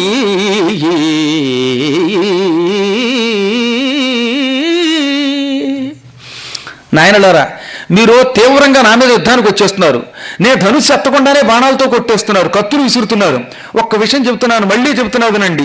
పరమ దయాస్వరూపుడు అజాత శత్రుడంటే ధర్మరాజు గారికి పొరపాటున మీద ఎవరి మీద శత్రుత్వం ఉండదు. ఎవరి మీద మనస్సులో శత్రుత్వం లేదు గనకే ఆయన్ని అజాత శత్రుడు అన్నారు. అంతటి కరుణాస్వరూపుడి మాటలు వినండి. ఆయన నాతో అన్నమాట మీతో చెబుతున్నా. మహాభారత యుద్ధంలో వీరాధి వీరులంతా చచ్చిపోయారు, ఇంకా మిగిలిన వాళ్ళు బాలురు, వాళ్ళ జోలికి వెళ్ళొద్దు అన్నాడు. అందుకే ఇంత ఉపేక్షిస్తున్నాను అనగా, ఆ సూర్యవర్మ, కేతువర్మ, నువ్వెన్ని చెప్పయ్యా, మా నాన్నని సుశర్మని చంపిన నిన్ను విడిచిపెడతామా అంటూ క్రోధావేశాలతో కత్తులు ఖడ్గాలు పుచ్చుకున్నారు, మీదకు దూకారు, బాణాలు వర్షం కింద కురిపించారు.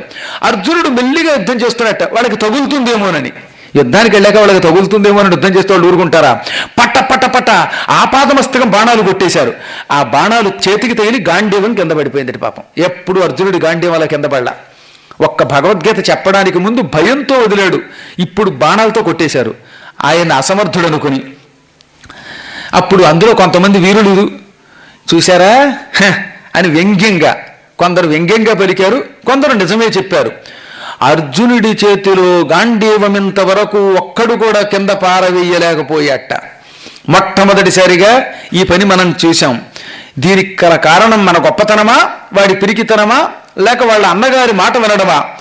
ఇంద్రధనువు చందంబున నెసక మెసగు గాండివము పాటు కంటిరే చండ విక్రమాభిరాముండు గాంధీవి అన్న పలుకులకు మహోగ్రత సోపనొల్లండుగాక. ఇంద్రధనుస్సులాగా పెద్ద పెట్టున కనపడుతున్నది గాంధీవం. గాంధీవం అంటే ఇంద్రధనుస్సులాగా చాలా పెద్దది, కొండలో ఉంటుంది. అంత పెద్ద గాంధీవం, తళతళ మెరిసిపోతున్న బంగారపు కాంతులతో ఉండే ఈ విల్లు ఇవాళ కింద పడిపోయింది. మహాపరాక్రమవంతుడు మరి అర్జునుడు. అన్నగారి మాటలకి కోపం చూపించటం లేదు కానీ ఈయన అలిగితే ఈ గాంధీవం కింద పడుతుందా, ఈయనే నిక్కపు కెంక వచ్చి యుద్ధం చేస్తే ఒక్కడ బతుకుతాడా అని కొందరు వ్యంగ్యంగా అన్నారు. ఒరే వ్యంగ్యంగా కాదురా, అది నిజమే అన్నారు కొందరు. ఆయన అన్నగారి మాట వల్లే మెల్లగా యుద్ధం చేస్తున్నాడు.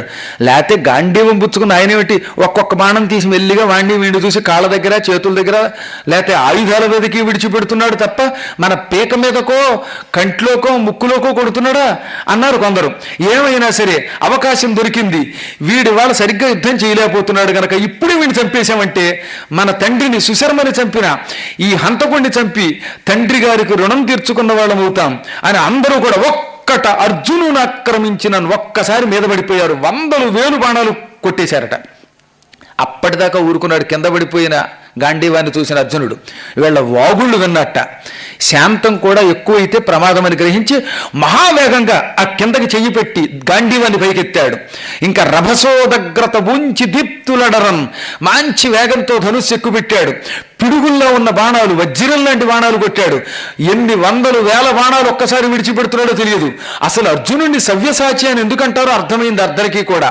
ఏ చేత్తో బాణం తీస్తున్నాడో ఏ చేత్తో బాణం ఎక్కుపెడుతున్నాడో విడిచిపెడుతున్నాడో తెలియటం లేదు. టింగ్ టింగ్ టింగ్ అని ఈ ధనుస్సుకి ఉన్న అల్లెతాడు శబ్దం చేస్తోంది ధనుష్టంకారం. ఆ శబ్దం తప్ప బాణాలు కనబడటం లేదట. సాధారణంగా ధనుస్సుకి ఒక తాడు ఉంటుంది, అల్లెతాడు అంటాం. ఈ అల్లెతాడు వెనక్కి లాగి ముందుకు విడిచిపెట్టగానే ఒక శబ్దం చేస్తుంది, దానికి టంకారం అంటారు. ఆ శబ్దం అలా మోగుతూనే ఉందిట, ధనుష్టంకారం అవుతూనే ఉంది, నిర్విరామంగా మోగుతోంది. అంటే అర్జునుడు ఎంత వేగంగా బాణం తీశాడో ఎంత వేగంగా విడిచిపెడుతున్నాడో ఎవరికి అర్థం కాల. కొందరికి చేతులు తెగాయి, ముక్కులు ఎగిరిపోయాయి, కళ్ళు పోయాయి, కీళ్లు పోయాయి, తొడలు విరిగాయి, సకల అవయవాలు ఛేదింపబడ్డాయి, గుండెకాయ అలా బయటకు వచ్చేసి కింద పడిపోయింది. కొన్ని చోట్ల మామిడి పండు టెంక పిసికినప్పుడు పైకి వచ్చినట్టు వచ్చిందన్నారు మూలంలో. మంచి రసాల మామిడి పండు చూసారా, అలా నొక్కగానే టిక్కుని టెంకెళ్ళి అక్కడ పడుతుంది. అలాగే ఈ గుండెకాయ పైకి లేచి కింద పడిందిట. ఈ మధ్యలో తమాషా జరిగిందిలేండి. వేసవి కాలంలో కరెంటు పోయింది, అందరికీ విస్తరాకులు వేసి మామిడి పళ్ళు వేశాం. ఇంతలో పక్కనే కూర్చున్న ఒక పండితుల వారు మామిడికాయ ఇలా నొక్కాడు. పాప ఆయనకి చెవుడు ప్లస్ ఏం వినపడదు. ఈ మామిడికాయ నొక్కగానే ఈ టెంక్ వచ్చి పక్కవాడి దాంట్లో పడింది. ఈయన చూసుకోక చీకట్లో కదా, కలికాలం అండి దిక్కుమాల కలికాలం, మామిడి పండులో టెంకలు కూడా లేవండి దిక్కుమాల మామిడి పండు అన్నాడు ఆయన. ఈ పక్కవాడు ఏం చేశాడు, వాడు అప్పుడే మామిడి పండులో పిసగ్గానే టెంక వాడి విస్తట్లో పడింది. వాడు వెతుకుతూ ఉంటే 2 టెంకలు తగిలాయి. కలికాలం అండి మీరు చెప్పినట్టుగా నా మామిడి పండులో 2 టెంకలు ఉన్నాయండి అన్నాడు ఆయన. మా ఇద్దరు గొడవ. ఇదంతా దూరం నుంచి కాస్త చీకట్లో కూడా చూడగలను కనుక ఇప్పుడంటే కళ్ళదోడు వచ్చింది, కానీ అంచేత నవ్వుకోలేక చచ్చినంత పని అయిందనమాట. ఈ కథ చదివినప్పుడల్లా ఆ మామిడి టెంక అలా నొక్కగానే టిక్కున టెంక పైకి లేచినట్టుగా ఈ బాణం దెబ్బకి గుండెకాయ పెకలి కింద పడిందట. ఎర్రగా నెత్తురుతో కుట్టుకుని టిక్ టిక్ అని కింద పడింది. తిన్నగా వింటారా, మూర్ఖులు మంచిగా చెబితే వినరు. దాంతో చావు దెబ్బలు తగలగానే తట్టుకోలేక ప్రభు ప్రభు రక్షించని అందరూ కాళ్ళ మీద పడిపోయారు. తక్కిన వాళ్ళు పారిపోయారు. అప్పుడు ఆయన చూశారా, అనవసరంగా ఇంత యుద్ధం తెచ్చిపెట్టారు, నేను చెబితే వినలేదు, ఇంక యుద్ధం లేదు ఏమీ లేదు, పారిపోయిన వాళ్ళని విడిచిపెడుతున్నాను. మీరంతా రాబోయే చైత్ర పూర్ణిమ నాడు ధర్మరాజు చేసే అశ్వమేధయాగానికి రండి చూడటానికి, మనందరికీ ప్రభు కరుణాస్వరూపుడు అని వాళ్ళని ప్రేమగా నిమిరి వెళ్ళిపోయాడు. ఇక్కడి నుంచి ప్రాగ్జ్యోతిషపురానికి వెళ్ళారు. ప్రాగ్జ్యోతిషపురం అంటే అస్సాంలోని గౌహతి అన్నమాట. గౌహతి దగ్గర ఇప్పటికి కూడా నరకాసురుడి పరిపాలించిన ఆ ప్రాగ్జ్యోతిషపురాన్ని మేము DVD రూపంలో కూడా అందించాం. ఆ అస్సాం యాత్ర అంతా కూడా ఇదివరకు భక్తి టీవీలో రెగ్యులర్గా వచ్చేది. అందులో ఈ ప్రాగ్జ్యోతిషపురం అని ఎందుకు పేరెట్టారంటే, నరకాసురుడు నవగ్రహాలని ప్రతిష్ఠించి వాటిని ఏ గడిలో ఉంచితే తనకు శుభమో ఆ గడిలో పెట్టేవట. ఒకసారి పొరపాటున సత్యభామతో కృష్ణుడు యుద్ధానికి వచ్చినప్పుడు ఆ గడిలో పెట్టడం మర్చిపోయి వెళ్ళాడు, చచ్చాడు. అంత గొప్పది. పరాక్ అంటే తూర్పు దిక్కున ఉన్న జ్యోతిషపురము, నవగ్రహాలతో కూడిన జ్యోతిశాస్త్రానికి అనువైన పురం అది. అందుకే ప్రాగ్జ్యోతిషపురం అంటారు. ఆ ప్రాగ్జ్యోతిషపురాన్ని నరకాసురుడు తెచ్చాక వాడు కొడుకు భగదత్తుడు పాలించాడు. ఆ భగదత్తుడిని అర్జునుడు ద్రోణపర్వంలో చంపాడు. ఆ ద్రోణపర్వంలో ఏనుగుతో పాటు సుప్రతీకము అంటారు ఆ ఏనుగుని. ఆ ఏనుగుతో పాటు పీనుగైపోయాడు వాడు. వాడి కొడుకున్నట్టు ఇప్పుడు భగదత్తుడి కొడుకు వజ్రదత్తుడు. అర్జున, ఆనాడు మా నాన్న ముసలాడు కాబట్టి రిటైర్ అయిపోతున్న సమయంలో వాడిని నువ్వు యుద్ధంలో జయించి చంపావు, ఇప్పుడు నువ్వు దొరికావు రారా అనగానే అర్జునుడు పూర్వంలాగే పాతపాటే పాడాడు. యుద్ధం వద్దని. వింటాడవాడు? భీకర యుద్ధం చేశాడు. అర్జునుడు బాణవర్షం కురిపించగా వాడి రథం చచ్చిపోయి, గుర్రాలు చచ్చిపోయి, సారథి చచ్చి రథం విరిగిపోగానే నగరంలోకి పారిపోయి మళ్ళీ అంతలోనే మంచి ఏనుగునెక్కొచ్చాడు. పూర్వం వాళ్ళ నాన్న దగ్గర సుప్రతీకం అనే ఏనుగుండేది. ఆ సుప్రతీకం వంటి ఏనుగు లాంటి ఏనుగు అన్నమాట. మీకు రహస్యం ఏంటంటే ఇంద్రుడికి 8 ఏనుగులున్నాయి. అష్టదిగ్గజములు అంటారు. వరస్సగా తూర్పు దిక్కు నుంచి మొదలుపెట్టి 8 దిక్కుల్లో 8 ఏనుగులు ఉంటాయి. వీటినే అష్టదిగ్గజములు. ఐరావతము, రెండవది ఆగ్నేయం దిక్కులో సుప్రతీకం, మూడవది కుముదం, పొండరీకం, ఇలా మొత్తం 8 ఏనుగులు. అందులో ఆగ్నేయ దిక్కులో ఉండే సుప్రతీకానికి ఒక కొడుకు పుట్టాడు. ఆ కొడుకునే మనకి భగదత్తుడికి ఇచ్చాడు. ఆ భగదత్తుడు దగ్గర ఉన్న సుప్రతీకం చచ్చింది. ఆ సుప్రతీకం కొడుకుటి ఇప్పుడు వచ్చిన ఏనుగు అన్నమాట. ఈ ఏనుగు కూడా తండ్రి లాంటిదే, సుప్రతీకం లాంటిదే. అద్భుతమైన బలమైన ఏనుగు. ఆ ఏనుగుతో అక్కడికి వచ్చి ఘోర యుద్ధం చేశాడు ఈ భగదత్తుడి కొడుకు వజ్రదత్తుడు. 3 రోజులు యుద్ధం చేశాట. ఎందుకు 3 రోజులు యుద్ధం చేశాడంటే అర్జునుడు మెల్లగా యుద్ధం చేయటమే కారణం. చంపడం ఇష్టం లేదు. వాడు బాణాలు వేస్తే ఖండించేవాడు. ఇంకా 4వ రోజు వాడు కూడా విజృంభించి మీదకి వస్తూ ఉంటే ఇక లాభం లేదురా బాబు, ఊరుకుంటే వీడు నా ప్రాణం తీసేటట్టున్నాడు, ఊరుకుంటే ఊపిరిపోయేటట్టుందనుకుని వాలిక దొడ్డలారసము వజ్రము శైలము దాకు నాకృతిన్ పాలము మీద దాకుడు యభంబు వెసంబడి కొమ్ములోతగా వ్రాలుడు నర్ధ చంద్ర రుచిర ప్రదరంబున దృంచే బాణ విద్యాలసితుండగు క్రీడీ వజ్రదత్తుని కంఠమకుంఠితోద్ధతిన్. వజ్రాయుధం లాంటి ఒక బాణం తీసేట. పెద్ద బాణం అర్ధచంద్రాకారంలో ఉంటుంది. ఆ అర్ధచంద్రాకారపు బాణాన్ని ఎక్కుపెట్టి గాంధీవానికి తీవ్రంగా లాగి విడిచిపెట్టాడు. ఒక్క దెబ్బకి వెళ్ళి ఆ ఏనుగు నుదుటికి తగిలిందిట. అంత పెద్ద ఏనుగు ఇది వచ్చి పటక్కన తగలగానే కీయ ఒక అరుపరిచి, పూర్వం షాడాబుడ్డి కొట్టుగానే క్షణ శబ్దం వచ్చేది, అలా అరిచిందిట. అరిచి ఇలా 2 కాళ్ళు ఇటు 2 కాళ్ళు ఇలా వెళ్ళిపోయి జారిపోయింది. ఈ జారడంలో దాని కొమ్ములే అంటే దాని దంతాలే నేల మీద అతుక్కున్నాయి. ఆ దంతాలతో అతుక్కుపోయి అలా దిగిపోయింది భూమిలోకి. దంతాలు భూమికి దిగాయి, కొమ్ములోతగా కూలబడిందనమాట.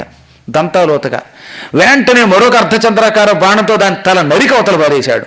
అప్పుడు వజ్రదత్తుడు పరుగుని వచ్చి, ఈ బాణమే నాకు తగిలి ఉంటే నేను ఏమైపోతాను, కొండలాంటి ఏనుగునే పీనుగుని చేసావు అనుకుంటూ కాళ్ళ మీద పడిపోయి క్షమించమన్నాడు. నీ మీద నాకు అలకలేదురా యజ్ఞానికిరా అని అతన్ని అక్కడి నుంచి వీడ్కోలిచ్చి బయలుదేరాడు. ఇప్పుడు సింధు దేశానికి చేరాడు.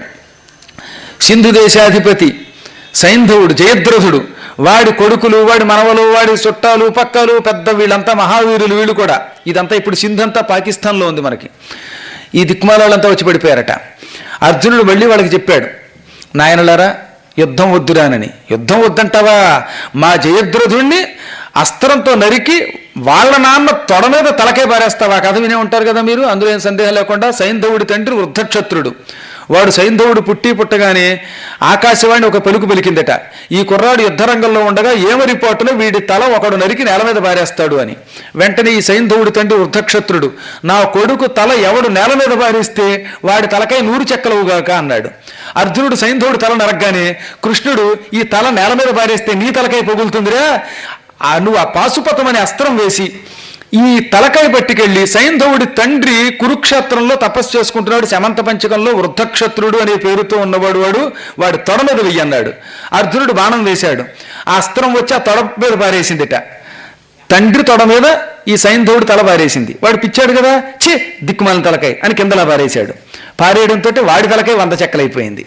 ఈ విధంగా కంటకం తీసినట్టు ముళ్ళుతో తీసినట్టుగా సైంధవుణ్ణి చంపడమే కాకుండా వాడి తల వాళ్ళ నాన్న చేతే నేల మీద వేయించి వాళ్ళ నాన్న తల కూడా 100 చెక్కలు చేయించాడు. అందుకే వీళ్ళు ఏమంటున్నారు, తండ్రిని కొడుకుని ఏకకాలంలో చంపిన నిన్ను విడిచిపెడతామా అని ఘోర యుద్ధం చేసేశారు. ఈయనేమో కరుణతో యుద్ధం చేయటం లేదు. వాళ్ళు కొట్టారట, వ్రేలిడల లేకుండా, ఇంత పెసరు కూడా శరీరం మీద ఖాళీ లేకుండా అర్జునుడు కొట్టేశారు. దాంతో చెయ్యంతా ఇరుక్కుపోయి చేతి దెబ్బలు తగిలి ఈ వేళ్లకి దెబ్బలు తగిలి వణికిపోతూ అర్జునుడు కింద పడిపోయాడు. గాంధీవం జారిపోయింది. అప్పుడు దేవతలు చూశారు పై నుంచి, ఇదెక్కడ న్యాయం రా, అర్జునుడికి కరుణ ఏమిటి అని వాళ్ళు భయపడ్డారట. అన్ని విషులు మునీశ్వరులు అప్పుడు శోకమునన్ మునింగి అర్జున జయకాంక్షులై నియతి శుద్ధి వహించి సవీర్య మంత్ర సాధన పరులైరి తెప్పిరియతండు ధనుర్ధరుడు సముల్ల సత్తను విభవోజ్వలుడు సముదగ్ర మనస్కుడునయ్యే భూవరా. దేవతలు, దివ్య ఋషులు, మహాత్ములు శోక సముద్రంలో మునిగిపోయారు. అయ్యో అర్జునుడు పడిపోతే ఎలాగా, ఇంకా ధర్మం నిలబడాలని వెంటనే అర్జునుడికి జయం కలుగుగాక అని అప్పటికప్పుడు ఆచమనం చేసి జపం చేసి మృత్యుంజయ మంత్రం చదివి వెంటనే అర్జునుడికి శక్తిని ధారపోశారు. ఆయన తెప్పిరిల్లాడు, మళ్ళీ ధనుస్సు పుచ్చుకున్నాడు. నేను కొంచెం అశ్రద్ధ వహిస్తే ఇలా పడిపోతాను, అయినా మా అన్నగారి మాట కాదనలేకపోతున్నాను అనుకున్నాడు. పాపం ఆయన యుద్ధం చేయకపోతే చెత్త కొట్టేస్తున్నారు, కొట్టేస్తే కదలడం కష్టమైపోతుంది, ఎలా మరి? అందుకే ఇప్పుడు వీళ్ళ మంత్రశక్తులతో తెప్పిరిల్లి మళ్ళీ విజృంభించాడు. ఏకకాలంలో 10,000 బాణములు ఒకేసారి విడిచిపెట్టాట. ఒక బాణం విడిచిపెడితే పరంపరగా వచ్చే బాణాలు వచ్చి పడిపోయే మంత్రశక్తులు ఉన్నాయి ఆయన దగ్గర. చితకొట్టి పారాడు. కొందర కాళ్ళులను విరిచే, కొందర పేకలు ఉత్తరించే, కొందరికి పేకలు ఉత్తరించాడు, కొందరికి కాళ్ళు చేతులు నరికేశాడు. ముక్కులు పోయాయి, కాళ్ళు పోయాయి, కళ్ళు పోయాయి, కీళ్లు పోయాయి, శరీరం అంతా తుక్కు తుక్కు అయిపోతూ ఉంటే తట్టుకోలేక చచ్చిపోగా మిగిలిన వాళ్ళంతా బాబోయ్ బాబోయ్ అంటూ ఉంటే ఈలోపు దుస్సల కౌరవుల చెల్లెలు చంటి బిడ్డను ఒకటి వేసుకొచ్చి అన్నయ్యో అని ఏడ్చుకుంటూ వచ్చింది.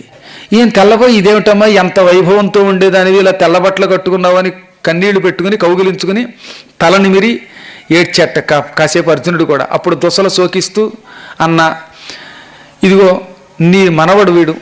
మనవడా అనగానే అవును, నాకు కొడుకు ఉండేవాడు, ఆ కొడుకు నువ్వు యుద్ధానికి వస్తూ ఉంటేనే భయపడిపోయాడు, వీళ్ళెవ్వరిని యుద్ధానికి వెళ్ళొద్దన్నాడు, ఎందుకంటే అప్పటికే నువ్వు జయద్రథుండి నా భర్తను చంపడం వాడికి తెలుసు, అందుకనే నీ మేనల్లుడు నా కొడుకు ఇంట్లో దాక్కున్నాడు, ఈ దిక్కుమాల వాళ్ళు నీతో యుద్ధానికి వచ్చారు, ఈ యుద్ధరంగంలో ఇలా జరుగుతోందని తెలిసి గుండెకి చచ్చిపోయాడు, ఉన్న ఒక్క కొడుకు గుండెకి చచ్చిపోయాడు, దిక్కుమాలింది నీ మేనల్లుడు, వాడి కొడుకు వీడు కూడా చచ్చిపోతాడేమోననే భయంతో నీ దగ్గరకు వచ్చాను అన్నయ్య అని ఏడుస్తుంటే, అమ్మా అసలు నేను యుద్ధమే వద్దంటే వినిపించుకోకుండా వీళ్ళు ఇంత స్థితి తెచ్చిపెట్టారు, దుర్యోధనుడు నీచుడు అంటారు, కాదు దుర్యోధనుడు కాదు అసలు మేము నీచులం, వాడు మూర్ఖుడైతే మాత్రం మేము యుద్ధం చేయాలా, నీకెంత అన్యాయం చేశాను తల్లి అని కన్నీళ్లు పెట్టుకుని, అందుకే ఈ రాజరికం వద్దు దరిద్ర బ్రతుకు, తప్పనిసరి క్షత్రియ యుద్ధం చేస్తున్నాను నేను అని కాసేపు శోకించేట, తనను తానే తిట్టుకున్నట్ట, యుద్ధం చేసిన పాపాత్ములం అన్నాడు.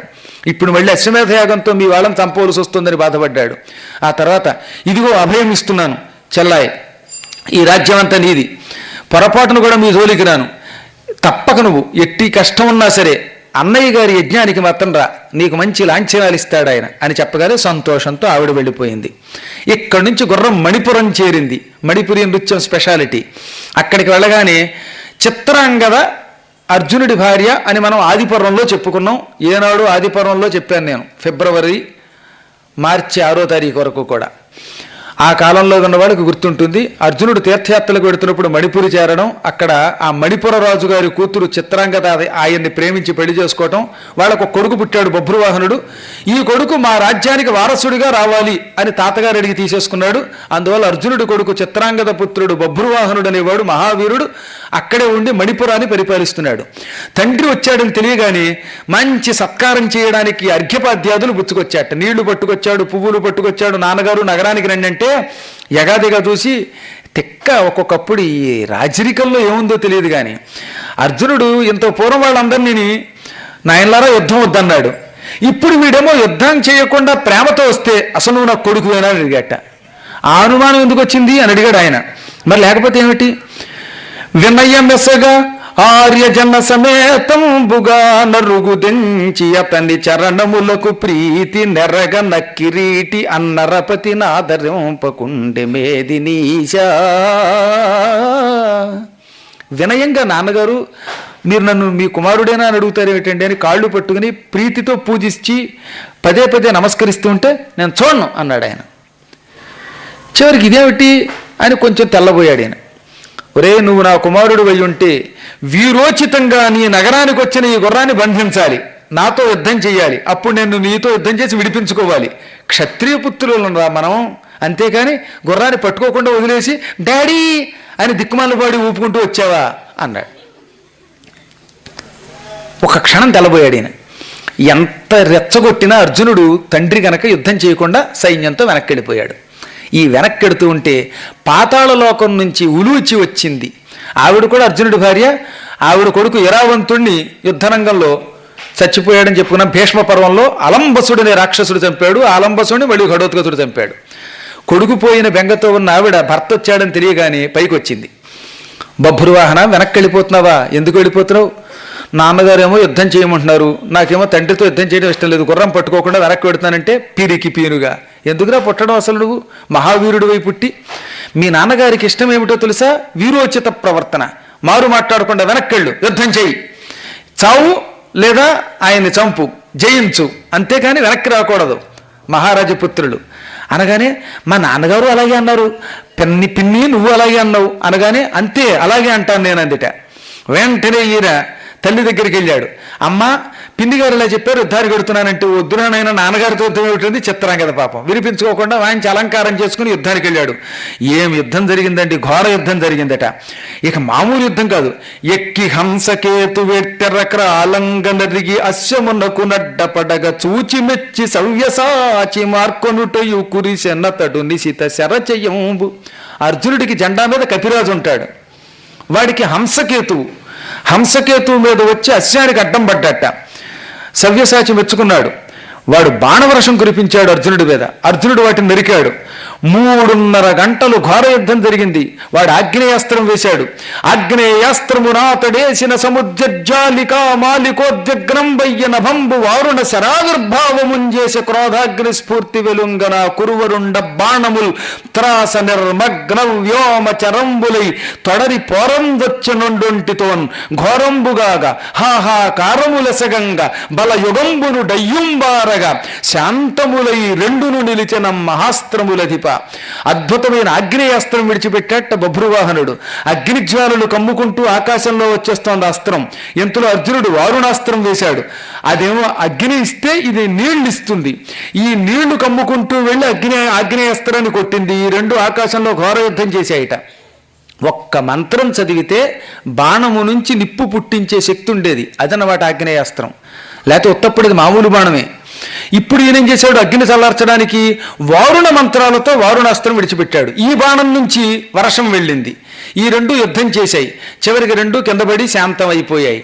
ఇప్పుడు బభ్రువాహనుడు ఒళ్ళంతా ఎడతెరపి లేకుండా అర్జునుడు బాణాలు కొట్టేశాట, తీవ్రమైన బాణాలు. వాడు అర్ధచంద్రాకార బాణం సూటిగా గుండెల్లో కొట్టాడు.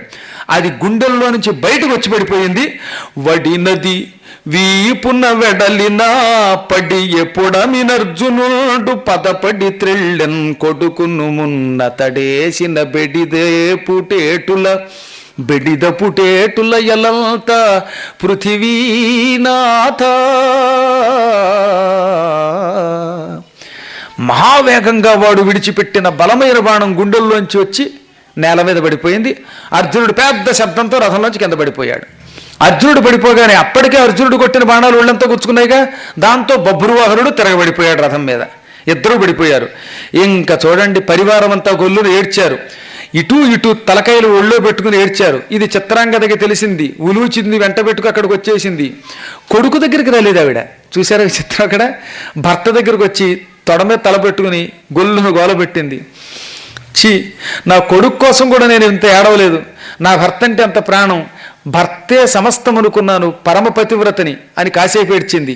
ఒరే కొడుకా, యుద్ధం వద్దంటే వినిపించుకోకుండా దుడుకుతనంతో వెళ్ళాడు. చివరికి వాడు పడ్డాడు వీడు పడ్డాడని ఏడ్చింది.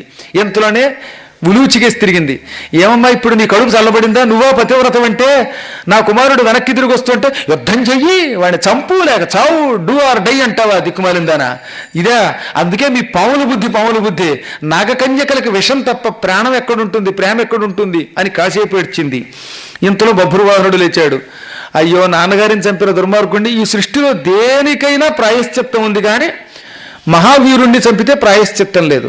ఆ మహావీరుడు తండ్రి అయితే ఇంక దానికి ప్రాయశ్చిత్తం లేదు. ఆ తండ్రి ధర్మాత్ముడైతే ఇంక దానికి తిరిగే లేదు. అతడు సాక్షాత్తు పరమాత్మ స్వరూపుడైతే అది ఇంకా పాపం.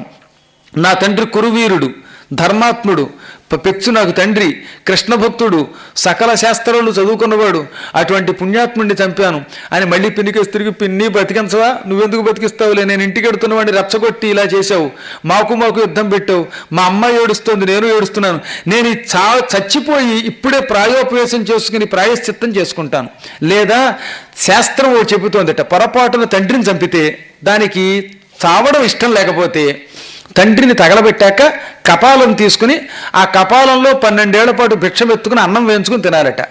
తండ్రి పుర్రె చేత్తో పుచ్చుకుని భిక్షాందేహి అంటే ఈ వంటరాజవరంలో ఉన్న పిల్లలంతా ఏదో వేస్తారు కాస్త జీడిపప్పు ఒకటి, అది తింటూ 12 ఏళ్ళు బతికేస్తే ప్రాయశ్చిత్తం అయిపోయినట్టే. ఇది ప్రాయశ్చిత్తం. అలా తిననా అని రకరకాలుగా అనుకుంటూ అగ్నిలో దూకేస్తానన్నాడు. ఇంతలోనే అగ్నిలో దూకితే తప్పంటారు, ప్రాయోపవేశం చేస్తానన్నాడు. అంటే దర్భల మీద పడుకుని చచ్చేదాకా తిండి తిప్ప లేకుండా ఉండడం. అప్పుడు ఆ సమయంలో ఇవన్నీ చూచింది ఉలూచి. వాళ్ళు తనని తెప్పుతున్నా ఏడుస్తున్నా కిక్కురు మన ఆవిడ.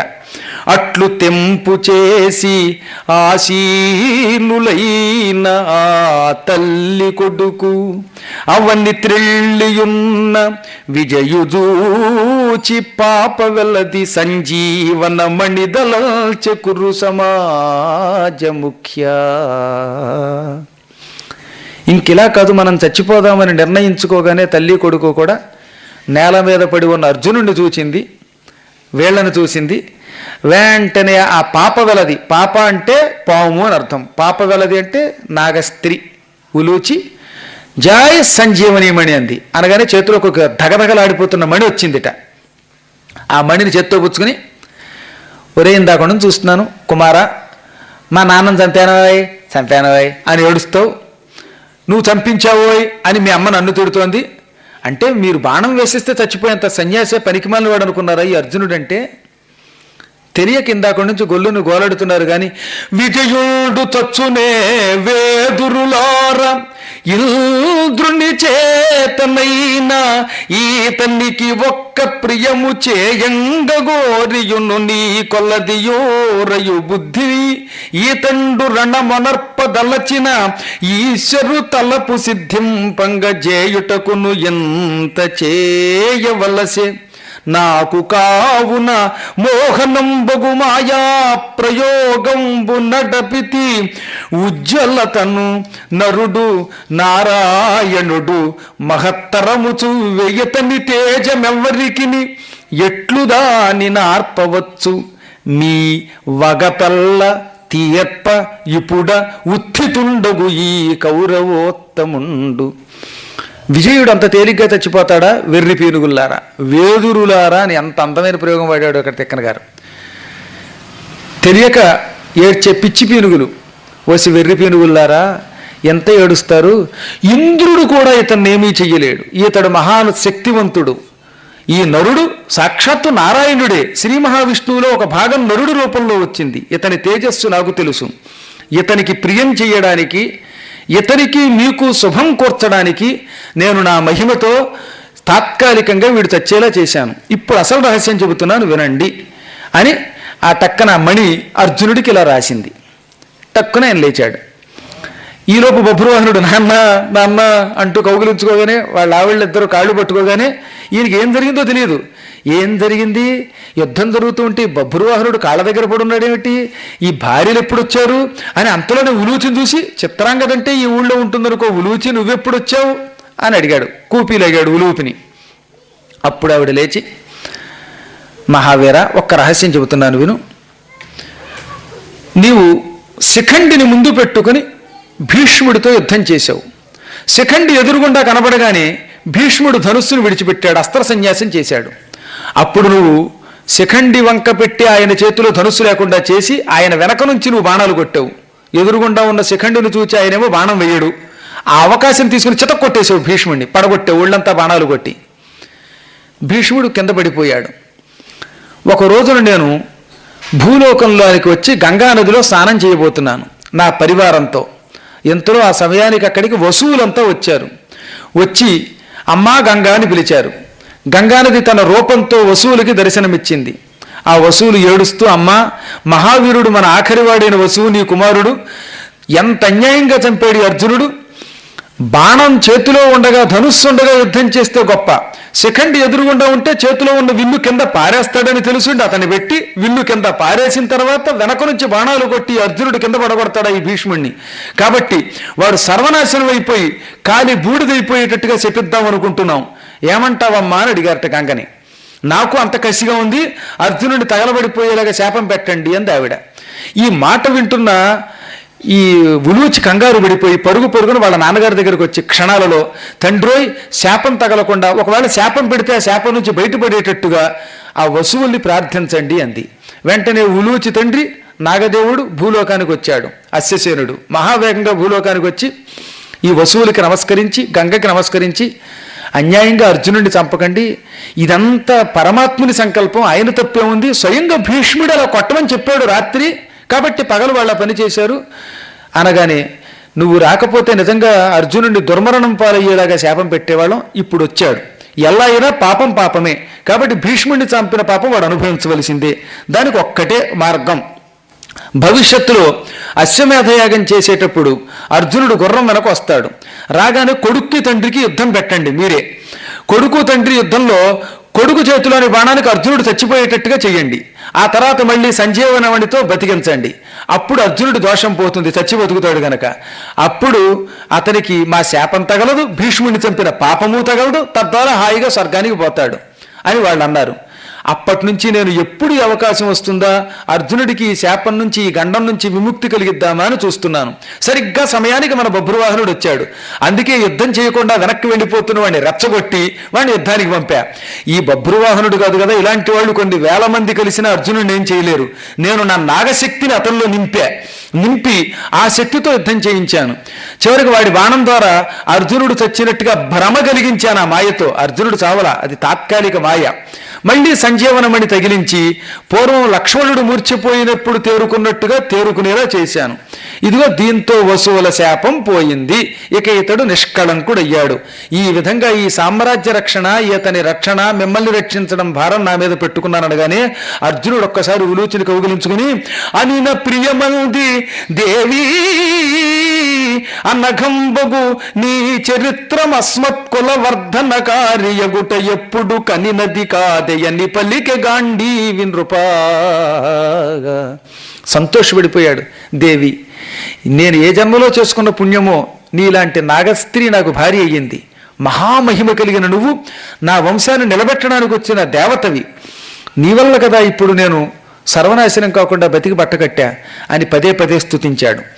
తర్వాత నగరానికి రండి నాన్నగారు, మన ఇంట్లో ఉండండి, 2-3 రోజులు రెస్ట్ తీసుకోండి, మీకోసం మంచి ఏసీ అది చేయించాను గది అన్నాడు ఆయన. అబ్బెబ్బెబ్బే, యాగదీక్షలో ఉన్నప్పుడు నగరాల్లోకి వెళ్ళకూడదు, యజ్ఞానికి మీరంతా రండి. ఓ ఉలూచి, చిత్రాంగద, కుమార బభ్రువాహన, ధర్మరాజు పరమ పూజ్యుడు, ధర్మస్వరూపుడు, ఆయన పాదాలకు నమస్కరిస్తే ఇక నీ జీవితంలో నరకానికి వెళ్ళవు, కాబట్టి యజ్ఞానికి రా అని ఆహ్వానించి అక్కడే వీడు కొలిపి వెళ్ళిపోయాడు. భార్యలు దొరికారు కదా అని వీళ్ళు అంతఃపురానికి పోలేదు. అదే అర్జునుడి యొక్క అత్యద్భుతమైన దీక్ష అంటే. ఎక్కడ ఏ ప్రలోభానికి, ఏ తిండికి, ఏ భోగానికి లొంగని మహానుభావుడు ఆయన. అలాగే మళ్ళీ నగరంలోకి వెళ్లకుండా గుర్రంతో వెళ్ళిపోయాడు. ఇక్కడి నుంచి జరాసంధ నగరానికి వెళ్ళారు, రాజగృహం అంటారు. ఇప్పుడు పాట్నాలో ఈ అసెంబ్లీ ఉన్నటువంటి ప్రాంతం అంతా పూర్వం రాజగృహం అనేవారు అనమాట. పాట్నా అనేది పూర్వం పాటలీపుత్రం, దానిని జరాసంధుడు పరిపాలించాడు, దానికే రాజగృహం అని పేరు. ఇది మగధ రాజ్యానికి ఆ రోజులలో రాజధాని. మగధ రాజ్యాన్ని వాళ్ళు మనం బీహార్ అంటున్నాం. బీహార్ కాదు, అది శ్రీకృష్ణుడు విహారం చేశాడు. ఆ విహార స్థలమే విహార్. సంస్కృతంలో వభయోరభేద, వాకి బాకీ తేడాల అంచేత విహారం బిహార్ అయ్యింది, అదే బీహారీ బీహారు అయ్యిందనమాట. గంగా నదీ తీరంలో ఆ అద్భుతమైన నగరానికి వెళ్ళగానే జరాసంధుడి కొడుకు సహదేవుడు అనేవాడు పాండవులతో కలిసి యుద్ధంలో పాల్గొన్నాడు, కానీ కౌరవుల చేతిలో యుద్ధరంగంలో చచ్చిపోయాడు. కౌరవ పాండవ యుద్ధంలో, భారత యుద్ధంలో వాడి కొడుకున్నట్ట, అంటే జరాసంధుడి మనవడు, వాడి పేరు మేఘసంధి. వాడు యజ్ఞానికి పిలిస్తే ముందు యుద్ధానికి వస్తానన్నాడు. కాసేపు వాడిని యుద్ధానికి పిలిచి యుద్ధం చేసి ఒళ్ళంతా బాణాలు కొట్టకుండా రథమంతా బాణం కొట్టి వాడి చుట్టూతో కదలకుండా బంధించేసేట శరపంజరంతో. వాడికి మతిపోయింది. చెయ్యి కదల్చడానికి వీల్లేకుండా, కాళ్ళు కదల్చడానికి వీల్లేకుండా బాణాలతో చుట్టూతో కవచంలాగా వేసి ఒక చెరసాల్లా కట్టి బంధించాడు. ఇదే చిత్రం అండి, ఎంత నైపుణ్యం అనుకుని ప్రభు నన్ను క్షమించన్నాడు. నాయన నాకు నీతో వైరం ఏమిటి, మీ నాన్న మాకు సాయం చేశాడురా, మీ తాత అంటే మా వాళ్ళతో యుద్ధం చేశాడు కానీ మీ నాన్న భారత యుద్ధంలో మా తరపున పాల్గొన్నవాడు, నీతో విరోధం లేదు. ధర్మరాజు యజ్ఞానికి రమ్మని పిలిచి ఆహ్వానించి వాడిని విముక్తుడు చేసి పంపించేశాడు. అక్కడి నుంచి చేది దేశానికి వెళ్ళారు. శిశుపాలుడి కొడుకు శరభుడు అనేవాడు ఉన్నాడు అక్కడ. వాడు అర్జునుడు చూడగానే మహాప్రభు నా అదృష్టం నువ్వు రాక, శ్రీకృష్ణ పరమాత్మ మా అందరికీ దైవం. శిశుపాలుడు అంత మూర్ఖుడో వాడు కొడుకు అంత పుణ్యాత్ముడు చూసారా. వాడు శరభుట్ వాడి పేరు. అర్జునుడిని పూజించి కృష్ణుడిని తలుచుకుని కానుకలిచ్చి గుర్రం జోలికి వెళ్లకుండా యజ్ఞానికి నువ్వు పిలవాలా, నేనే వస్తాను, దేవుడి పెళ్లికి అంతా పెద్దలే. ఇప్పుడు పురాణం పెట్టారు, పురాణానికి రెండని పిలవాలా, అందరికీ వినడం కోసం పెట్టారు. నేను ఒక్కడనే వింటాను అని డాక్టర్ గారు అనుకోలేదు, అలా అనుకోకూడదు కూడా శాస్త్ర ప్రకారం. అందువల్ల యజ్ఞమునకు ఆహ్వానం ఏమిటి, నేను వస్తున్నా అన్నాడు. ఇంకొంచెం ముందుకెళ్ళారు. నిషాద దేశం వచ్చింది. ఆ దేశాన్ని ఏకలవ్యుడు కొడుకు పరిపాలిస్తున్నాడు. వాడికి పేరు లేదు ఈ కథలో, కేవలం ఏకలవ్య పుత్ర అన్నారంతే. కొంతమంది పేర్లు అంతే, అగస్త్య భ్రాతలాగా. అర్జునుడితో ఘోర యుద్ధం చేశాడు. 3 రోజుల యుద్ధంలో అర్జునుడు వాడి తాట తీసేశాడు, రక్తం కారిపోయింది, చర్మం పీకాడు, వాడి జుట్టంతా ఊడిపోయిందట. ఇంత జుట్టు ముడుండేది వాడికి. తలంతా కూడా ఒక 2 బాణాలతో పడగొట్టేస్తే జుట్టు ముడంతా టకటక తెక్కింద పడిపోయింది. రూపాయి ఖర్చు లేకుండా క్షవరం అయిందనమాట. బాణాలతో తెగ్గొట్టి కింద పారేసేట. ఒక్కొక్కప్పుడు అదృష్టం కలిసి వస్తే ₹1 ఖర్చు పెట్టలేకుండా క్షవరం అవుతుందన్నమాట. మొత్తం తలంతా కింద పడ్డాక అప్పుడు వాడు వచ్చి కాళ్ళ మీద పడి నమస్కరించగానే, యజ్ఞానికి రాబోయ్, మీ నాన్నగారు చాలా వీరుడు, అంచేత గౌరవంతో పిలుస్తున్నాను మిమ్మల్ని అని ఆ ఏకలవ్యుడు కొడుకుని కూడా వీడు కొలిపి వెళ్ళిపోయాడు. క్రమంగా ద్వారక చేరింది. పరమ పవిత్రమైన ద్వారకా నగరం దగ్గరికి వెళ్లడంతో ద్వారకాపురవాసులు యాదవులంతా మనవాడు అర్జునుడు వచ్చాడంటూ హారతులిచ్చి గుర్రానికి కానుకలిచ్చి, యజ్ఞం అంతా మాదే దగ్గరుండి చేయిస్తున్నాం, నువ్వు మళ్ళీ మమ్మల్ని పిలవాలా, వెళ్ళి రమ్మన్నారు. ఆల్రెడీ ఎస్ఎంఎస్లు పంపేసేళ్ళండి అర్జునుడు. అందుకని ఇంక వేరే అక్కర్ లేకుండా వాళ్ళు మాకు అక్కర్ల ఆహ్వానం, మేము వెళ్ళిపోతామన్నారు, వచ్చేస్తామన్నారు. ఇక్కడ నుంచి గాంధార దేశం చేరారు. గాంధార దేశం అంటే ఇప్పుడు ఆఫ్ఘనిస్తాన్లో కాందహార్ అంటే గాంధారం అన్నమాట. ఆఫ్ఘనిస్తాన్ని ఆ రోజుల్లో శకుని పరిపాలించాడు. వాళ్ళంతా కూడా సుబలుడు అనే మహారాజు. ఇవన్నీ మనవే, ఇవాళ తురకాళ్ళు కొట్టేశారు. ఎప్పుడో ఒక రోజున మళ్ళీ నేను కొట్టేస్తాను వాటన్నిటిని. శ్రీకృష్ణుడు అనుగ్రహం అంటే మళ్ళీ హైందవ మతాన్ని ప్రపంచమంతా వ్యాపింపజేస్తాం. ఈ ఊళ్ళో కిరస్థానాలన్నిటినీ విజృంభిస్తున్న దాన్ని మన డాక్టర్ గారు ఎదిర్చినట్టుగా అద్భుతమైన రీతిలో పరమాత్ముడు అనుగ్రహం ఉండాలి, కానీ మన సనాతన ధర్మం దానంతటదే విజృంభమానం అవుతుంది. నాకు ఆ నమ్మకం ఉన్నది. యావత్ ప్రపంచంలోనూ కూడా నేను ఎక్కడికి వెళ్ళినా, ఇవాళ నేను చెబుతున్నాను, అమెరికాలో మన వాళ్ళు ఉన్నంతమంది ఇంకెక్కడా లేరు. 4 సార్లు పర్యటన చేశానంటే ఎంతమంది కింద కూర్చుని అన్నం పెట్టి మరీ వింటున్నారండి వాళ్ళు. ఇక్కడున్న నియమం కంటే అక్కడ చాలా గొప్పది. అక్కడ 5 నిమిషాలకు ఒకసారి ఒక కుర్రాడు గురించి చెప్పాలి, ఇక్కడ సమయం వచ్చింది కాబట్టి చెబుతాను అనమాట. అసలు మన భారతదేశంలో ఇటువంటి ఆతిథ్యం ఎరగను. ఈ కథంతా ఈ టైంలో ఆయన రికార్డు చేసుకుని వింటూ ఉంటాడు కూడా. కిషోర్ నారాయణ గారని ఫీనిక్స్లో ఉన్నారు. వాళ్ళ ఆవిడ సీమ గారు పరమ పూజ్యురాలు, హాంకాలజిస్ట్ ఆవిడ, అంటే క్యాన్సర్ రోగాన్ని నయం చేసే డాక్టర్ గారు. వాళ్ళ కుర్రాడండి పెద్దాడు. వాడు రోజు 5 నిమిషాలకు ఒకసారి అన్నమాట. వాళ్ళంతా పగలు వెళ్ళిపోతారు, రాత్రి వస్తారు, 7 to 9 ఉపన్యాసం. వాడికి సరిగ్గా తెలుగు కొత్త తెలుగు కదా, మరి పుట్టినప్పటి నుంచి అక్కడే పుట్టి పెరిగారు. ఇప్పుడు మీకు కాఫీ కావాలా, ఇప్పుడు మీకు పప్పు అన్నం కావాలా, అన్నం వడ్డించాడండి. నాకు ఆశ్చర్యం, ఇంత నేను ప్రేమతో చెబుతున్న వాటిది. ఇలాంటి వాళ్ళు ఎంతోమంది మహానుభావులు ఉన్నారు. మడిగట్టుకుని ఆ కుర్రాడు వడ్డించారు. రేపు జూలై 15వ తారీఖు నుంచి ఇప్పుడు అక్కడ ఫీనిక్స్లో ఉపన్యాసానికి వెళ్ళబోతున్నాం. వాళ్ళు అప్పుడే ఆహ్వానం కూడా చేసేశారు. వాళ్ళ తల్లిదండ్రులు మద్రాసు నుంచి వస్తున్నారు ఆయనకి. అందుకని మా అత్తమామలు వాళ్ళు వస్తున్నారండి, అంచేత సమయానికి మీరు రండి అన్నారు. ఎందుకు చెబుతున్నానంటే, మనం భక్తి శ్రద్ధలతో యావత్ ప్రపంచంలో మళ్ళీ మన ధర్మం చాటడం కష్టం కాదు. ఎందుకంటే మన ధర్మం ఉన్న దేశం కనుక ఇదంతా. ఆనాడు గాంధార దేశం, ఇవాళ కాందహారు. ఇంతకీ దానికోసం చెబుతున్నాను. అక్కడ శకుని కొడుకులు ఎదిరించారట. శకుని కొడుకు మహావీరుడు, వాడు కూడా ఘోర యుద్ధం చేశాడు. ఒరే, మీ నాన్న చచ్చిపోయాడు, మీ అన్నయ్య ఉలూకుడు చచ్చిపోయాడు, నువ్వేమో సుకులూకుడివి, సుకులూక నువ్వు చచ్చిపోతావురా అంటే వినిపించుకోకుండా యుద్ధం చేశాడు. చివరికి వీడు కూడా సైన్యాన్ని చంపి కొంచెం దెబ్బలు కొట్టి వదిలేశాక వాడు అడిగిపోయి, నీతో యుద్ధం నేను చేయడం ఏమిటి, ఏదో పిచ్చగాని అని మళ్ళీ కాళ్ళకి దండం పెట్టగానే ఆశీర్వదించి కౌగిలించుకొని యజ్ఞానికి రమ్మన్నాడు. ఇవన్నీ ఎప్పటికప్పుడు గూఢచారులు ధర్మరాజు గారికి చెబుతూ ఉంటే, అర్జునుడి గురించి ఎందుకు గూఢచర్యం చేస్తున్నాడో తెలుసునా? అర్జునుడు తన మాట వింటాడని తెలుసు, అయినా తీవ్ర కోపంతో చంపేస్తాడేమో ఈ జనాలందరినీ అని భయం. ఏ గాంధార దేశం వెళ్ళి శకుని కొడుకుని చంపి, సైంధవుడిని చూడగానే పాత పగ గుర్తొచ్చి అక్కడ వాళ్ళని చంపి ఇలా చేస్తాడేమో అని కొంచెం అనుమానం ఉంది. ఆ అనుమానం అంతా పటాపంచలైపోయింది ధర్మరాజు గారికి. ఎందుకని? గూఢచారులు నీ కోసం చావు దెబ్బలు తింటున్నాడయ్యా మీ తమ్ముడు, శత్రువులతో యుద్ధం సరిగ్గా చేయలేకపోతున్నాడు, కరుణతోటి నీ ఆజ్ఞ ఉల్లంఘన చేయడం ఇష్టం లేక అనగానే దెబ్బలు తింటే తిన్నాడు కానీ నా తమ్ముడు మహానుభావుడు అని అర్థమై సంతోషంతో పులకించాడు. ఈలోపు భీముణ్ణి పిలిచాడు. ఇంకా మీ తమ్ముడు రేపో మాపో రాబోతున్నాడు, అన్నీ తిరిగి అంతా దిగ్విజయమే, యాగశాల నిర్మాణం చేయించమనగానే కొత్త కొత్త బంగారపు ఇటుకలతోటి యాగశాల నిర్మాణం చేయించాడు ఆయన. ఆహ్వానాలందరికీ పంపించారు. ఎక్కడెక్కడ నుంచి వచ్చారు. అంగ, వంగ, కళింగ, కాంభోజ, త్రిగర్త ఇత్యాది దేశాల నుంచి నేల ఈనినట్టుగా వచ్చి పడిపోతున్నారట. యజ్ఞానికి వచ్చిన వారందరినీ ధర్మరాజు అర్హతలని బట్టి పూజించాడు. ఎవరి అర్హతని బట్టి వాళ్ళకి విడుదల ఇవ్వడం మొదలుపెట్టాడు. ఇంకా భోజనాలు, ఏం భోజనాలు! కట్టుపొంగలి, దద్దోజనం, పులిహార, జీడిపప్పు పకోడీలు, పాయసాలు, కాఫీలు, టీలు, ఒకటి మాయిదారు కూడా. ఆజ్యధార ప్రవాహంబును అపూప పాయసాది కర్దమంబును అన్నారు వచనంలో. అనగా పాయసం వడ్డిస్తుంటే కింద బురద అయిపోయిందట, పాయస కర్దమం అన్నాడు మాయిదారు కూడా. పాయసమే బురదలా వడ్డించేశారంటే ఎంత పాయసం వండి ఉంటారు. గట్టిగా 4 రోజులు నాగొట్టాడు ఉపన్యాసానికి వచ్చి 2 సార్లు కాఫీ అడిగితే మీలాంటి వాడు విసుక్కోరు అనుకోండి, కొన్ని చోట్లయితే విసుక్కోవచ్చు కూడా, దిక్మాల టీ అడిగాడేమోనని. అంటే సాధారణంగా పౌరాణికులు అడగడమే పుణ్యం, ఎవరు ఆ విసుక్కోరు. నేను అసలు తాగాను అనుకోండి, అది వేరే పెట్టండి. ఎందుకంటే నిర్వహణ అంత కష్టం, అందుకు చెబుతున్నాను. అటువంటిది ఆనాడు అలా ప్రవాహం కింద వెళ్ళిపోయాయి భోజనాదులు. కందమూల ఫలాదులేమో మునులకు ఇచ్చాట. మునుల కోసం ఎక్కడెక్కడి పళ్ళు గొట్లు పోయించేశాడు. వేసవికాలం రావడంతో ఎక్కడ మామిడి పళ్ళు పోయించినట్టుగా ఆయన ఏ గది చూసినా పళ్ళే, ఏ యాగశాల చూసినా రకరకాల కందమూలలు. ఇలాగ ఋషులకి వాళ్ళకి అవి ఏర్పాట్లు చేశాడు. స్నానాలకు ఇబ్బంది లేకుండా ఉండడం కోసం మైదారు తెల్లారితే తద్దినం అంటే నీళ్లు లేక అతలాకొత్తలు అయిపోతున్న వాళ్ళు ఎంతోమంది ఉన్నారు. ఇది ఎలా కాదు, అందరికీ చెరువులు నీళ్లు తెప్పించేసేట, తవ్వించేసి పెట్టించేశాడు ముందు జాగ్రత్త చర్యగా. ఏ వేపు చేసిన జల సమృద్ధి, ఆహార సమృద్ధి, శుచి కూడా అన్ని ఏర్పాట్లు అయిపోయాయి. ఇంకా చూడండి, ఇక్కడ ఒక గొప్ప పద్యం ఉంది. ఒక గంట పెట్టాడు ఆయన. 1,00,000 మంది భోంచేస్తే ఆ గంట మోగాలట. 1,00,000 మంది భోంచేసి లేవగానే ఇంకా ఆకులు ఎత్తేటప్పుడు ఠంగని గంట మోగిస్తారు. విను 1,00,000 భూసురులు కుడిచిన ఒక మరి మ్రోయు భేరి చెల్లగుచునుండు జననాయక ఎప్పుడు ఏమని చెప్పుదు నశ్యమేద యజ్ఞ విభూతి.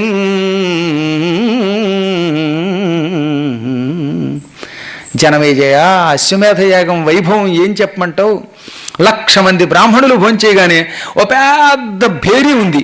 ఆ భేరి అలా ఒకసారి టంగని కొడతారు. అలాంటి భేరి ఈ యజ్ఞం అయ్యేదాకా ఢంగ్ ఢంగ్ ఢంగని మోగుతూనే ఉంది. ఎన్ని లక్షల మంది భోంచేశారో ఆలోచించుకో. అది యాగ వైభవం అంటే. అలిసిపోకుండా ధర్మరాజు గారు అందరినీ పలకరిస్తూనే ఉన్నాడు. ద్రౌపది చిన్న పనివాడి దగ్గర నుంచి పెద్దవాడి వరకు అందరినీ ఎప్పటికప్పుడు, రాత్రి లేదు పగలు లేదు, ఎప్పుడు పడుకుంటుందో ఎప్పుడు తింటుందో తెలియదు, అందరినీ విసుగు లేకుండా కాఫీ తాగారా, టిఫిన్ తిన్నారా అని అడుగుతూనే ఉంది. ఆశ్చర్యం. ఈలోపు ధర్మరాజు గారితో శ్రీకృష్ణుడు ఇదో అర్జునుడు ద్వారక నుంచి వచ్చాడని చెప్పాట. వెంటనే అర్జునుడిని లోపలికి పిలిపించారు.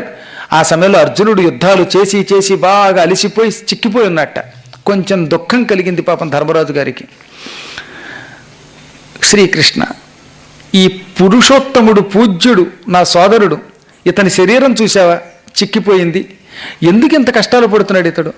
నా కోసం ఘోర యుద్ధం చేశాడు, మహాభారతంలో తపస్సు చేశాడు. అది కాక ఇప్పుడు అశ్వమేధయాగానికి వంకతో సంవత్సరం కాలం ఇంచుమించుగా తెగ తిరిగాడు భూమంతా. వేళకి తిండి లేదు, చావు దెబ్బలు తిన్నాడు నా కోసం. అతను తలుచుకుంటే 2 నిమిషాల్లో అందరినీ భస్మం చేయగలడు, అయినా దెబ్బలు తిన్నాడు. ఇతని శరీరంలో అన్ని మంచి లక్షణాలే. అతని మేను సులక్షణాన్వితంబు నా మదికి నిక్క నీవు కన్వరపి కన్న ఎట్టి కీడు తదీయంబులైన అవయవముల నెందేని కలిగనే అమిత దుఃఖ భాగియగుటకు మూలమై పద్మనాభ. ఇన్ని శుభలక్షణములు కలిగిన పురుషోత్తముడే, వీడికి ఎందుకు ఇన్ని కష్టాలు? నాకు తెలియనిది నువ్వు చూస్తావు కాబట్టి అడుగుతున్నాను. ఇతని శరీరంలో ఎక్కడన్నా సాముద్రిక శాస్త్ర ప్రకారం లోపమన్నదా? సాముద్రిక శాస్త్ర ప్రకారం అవయవాలు ఎలా ఉండాలో అలా ఉంటే వాడికి కష్టాలు రావు. ఏదో ఒక అవయవంలో ఇతనికి లోపం ఉంది, అందుకే ఇతనికి ఇన్ని కష్టాలు వచ్చి ఉంటాయి. ఎందుకు ఇంత కష్టం వచ్చింది అని అడిగితే శ్రీకృష్ణుడు చిరునవ్వు నవ్వి, ఇతడికి కాళ్ళు ఎలా ఉండాలి, చేతులు ఎలా ఉండాలి అన్నీ అలాగే ఉన్నాయి, అద్భుతమైన జాతకమే. కానీ ఈ చిరుతొడలను ఉంటాయి, అవి కొంచెం శరీరం కంటే ఎక్కువ ఉన్నాయి, అవి అతుక్కుంటున్నట్టు ఉంటాయి నడిస్తే ఇతనికి. అవి ఎక్కువ అవడం వల్ల ఎన్ని శుభాలున్నా యుద్ధాలు చేస్తూ చిక్కిపోవడం, దెబ్బలు తినడం జరుగుతుంది. ఈ రోజుతో అవి కూడా పోయాయి. ఇతని జాతకం ఇక మిగతా కాలం అంతా ఇంకా 35 ఏళ్ళు పరిపాలిస్తాడులేండి ధర్మరాజు. ఈ 35 years ఇతనికి ఇక ఢోకా లేదు, సుఖంగా ఉంటాడు. ఇంకా యుద్ధాలు లేవు, బెంగలు లేవు. మళ్ళీ చివరి క్షణంలో కొంచెం దుఃఖం వస్తుంది ఈ చిరుతొడలు పెరగడం వల్ల, అంతే అని చెప్పి సముదాయించాడు. ఆ తర్వాత ధర్మరాజు గారు అర్జునుడిని స్వాగతం చెప్పి అందరి ఎదురుగుండా ప్రశంసించాడు. ప్రజలు కూడా, అర్జున ఒక్కడివి ఈ మిగతా వీరుల్ని వెంటబెట్టుకోకుండా ఏదో కొంచెం పరివారం పురోహితుల్ని వెంట పెట్టుకుని ఈ గుర్రం వెనకతలు భూమండలం అంతా తిరిగి రావడం అంటే మాటల, ఈ శక్తి నీకు తప్ప మరెవ్వరికీ లేదు. మేము ఇంత పూర్వం కొందరు గురించి విన్నాం, వాళ్ళెవరూ నీ ముందు పనికిరారు. సగరాదుల జప్ప విన్నమె మగటి మియును బల్లము నిట్లమా అనుష భంగిన్ నెగడునే ఇంకను పుట్టరు జగతిని గాంధీవి తోడ సరి వచ్చు మగల్. పూర్వం సగరుడనే చక్రవర్తి అశ్వమేధయాగం చేశాడు, కానీ ఆ యజ్ఞం మధ్యలో ఆగిపోయింది. వాళ్ళు మహాపరాక్రమవంతులను తెలుసు, కానీ మళ్ళీ నీ దగ్గర చూసిన ఈ పరాక్రమం ఎక్కడా కనపడలేదు. ఈ భూలోకంలో ఎవ్వరూ పుట్టరుగాక గాంధీవితోడ సరివచ్చు మగల్ అన్నారు వాళ్ళు. మన గాంధీవితో అర్జునుడికి సాటి వచ్చే మగవాళ్ళు పుట్టరుగాక పుట్టరు అని ప్రశంసించారు. అశ్వమేధయాగారంభం అయ్యింది. యజ్ఞంలో 3 రోజుల పాటు సక్రమంగా హవ్యం జరిగింది, భోజనాలు జరిగాయి. బ్రాహ్మణోత్తముల్లో వచ్చిన వాళ్ళలో షట్శాస్త్రాలు చదవనివాడు ఒక్కడు లేడన్నాడు. మీరు చూడండి కావాలంటే అశ్వమేధపురంలో ఇంత బాగా చెప్పారు. అందరూ షడంగాలు నేర్చుకున్న వాళ్ళేట. శిక్ష, వ్యాకరణం, జ్యోతిషం, కల్పం, ఛందస్సు, నిరుక్తం ఈ 6 నేర్చుకున్న వాళ్ళే. అందరూ పండితులే, అందరూ జ్ఞానులే, హేమహేమీలు. ఆ వేద మంత్రోచ్చారణ ఆకాశం దాటి దేవలోక పర్యంతం వెళ్ళిపోయింది. యజ్ఞం అయిపోయాక మొత్తం భూమి అంతా ఎవడో ఒకరికి దానం ఇవ్వడం అనే ఒక సంప్రదాయం ఉంది. అది శాస్త్రం కాదు కానీ సంప్రదాయం అంటారు దాన్ని. రాముడు తన భూమి అంతా ఋషులకి దానం ఇచ్చాడు, వాళ్ళు మాకెందుకయ్యా అని మళ్ళీ తిరిగి ఆయనకి ఇచ్చేశారు. హరిశ్చంద్రుడు అలాగే చేశాడు. ఒక్క సగరుడికే యజ్ఞం ఆగిపోయింది మధ్యలో, కనుక అలా చేయలేకపోయాడు. అందుకని ఇప్పుడు ఈయన ఏం చేశాడు, వేదవ్యాస మహర్షి కాళ్ళు కడిగి యమునా నది తీరంలో, ఇదిగో నీ చేతిలో దానధార పోస్తున్నాను, మొత్తం భూమి అంతా నీకు దానం ఇచ్చేస్తున్నాను, 7 ద్వీపములతో కూడిన భూమి నీకు ఇస్తున్నాను, ఇదన్నమమా అన్నాడు. అప్పుడు వ్యాసుడు స్వీకరోమి అన్నాడు. స్వీకరిస్తున్నాను, కానీ ఈ భూమి నేనేం చేసుకుంటాను, ఆయన నన్ను పట్టుకొచ్చి రాజుని చేస్తే ఈ రాజ్యాన్ని నేను పాలించగలనా, నాకు కావాలా? అడవిలో ముక్కు మూసుకు తపస్సు చేసుకుంటున్నామండి. ఏదో మైకిచ్చి పద్మాకర్ గారిలాగా ఉండరాజవరంలో ఉపన్యాసం చెప్పమన్నావా, దంచి పారేస్తాను మైకి ఎక్కర్లేకుండా. అటువంటిది నన్ను పిలిచి రాజ్యం ఇస్తే లాభం ఏమిటి? నాకు రాజ్యం వద్దు, కానీ ఈ రాజ్యం తిరిగి నువ్వు తీసుకో అన్నట్ట. ఇచ్చి బ్రాహ్మడి దగ్గర నుంచి తీసుకోకూడదు కదా తాత అన్నాడు. నేనేమన్నాను, ఉత్తిరేస్తానల్లా, దీన్ని కొనుక్కోవాయి, నేను వేలం పెట్టానన్నాడు. తాతగారు ఈ భూమిని నేను కొనగలనా? ఒక విషయం చెబుతున్నా విను.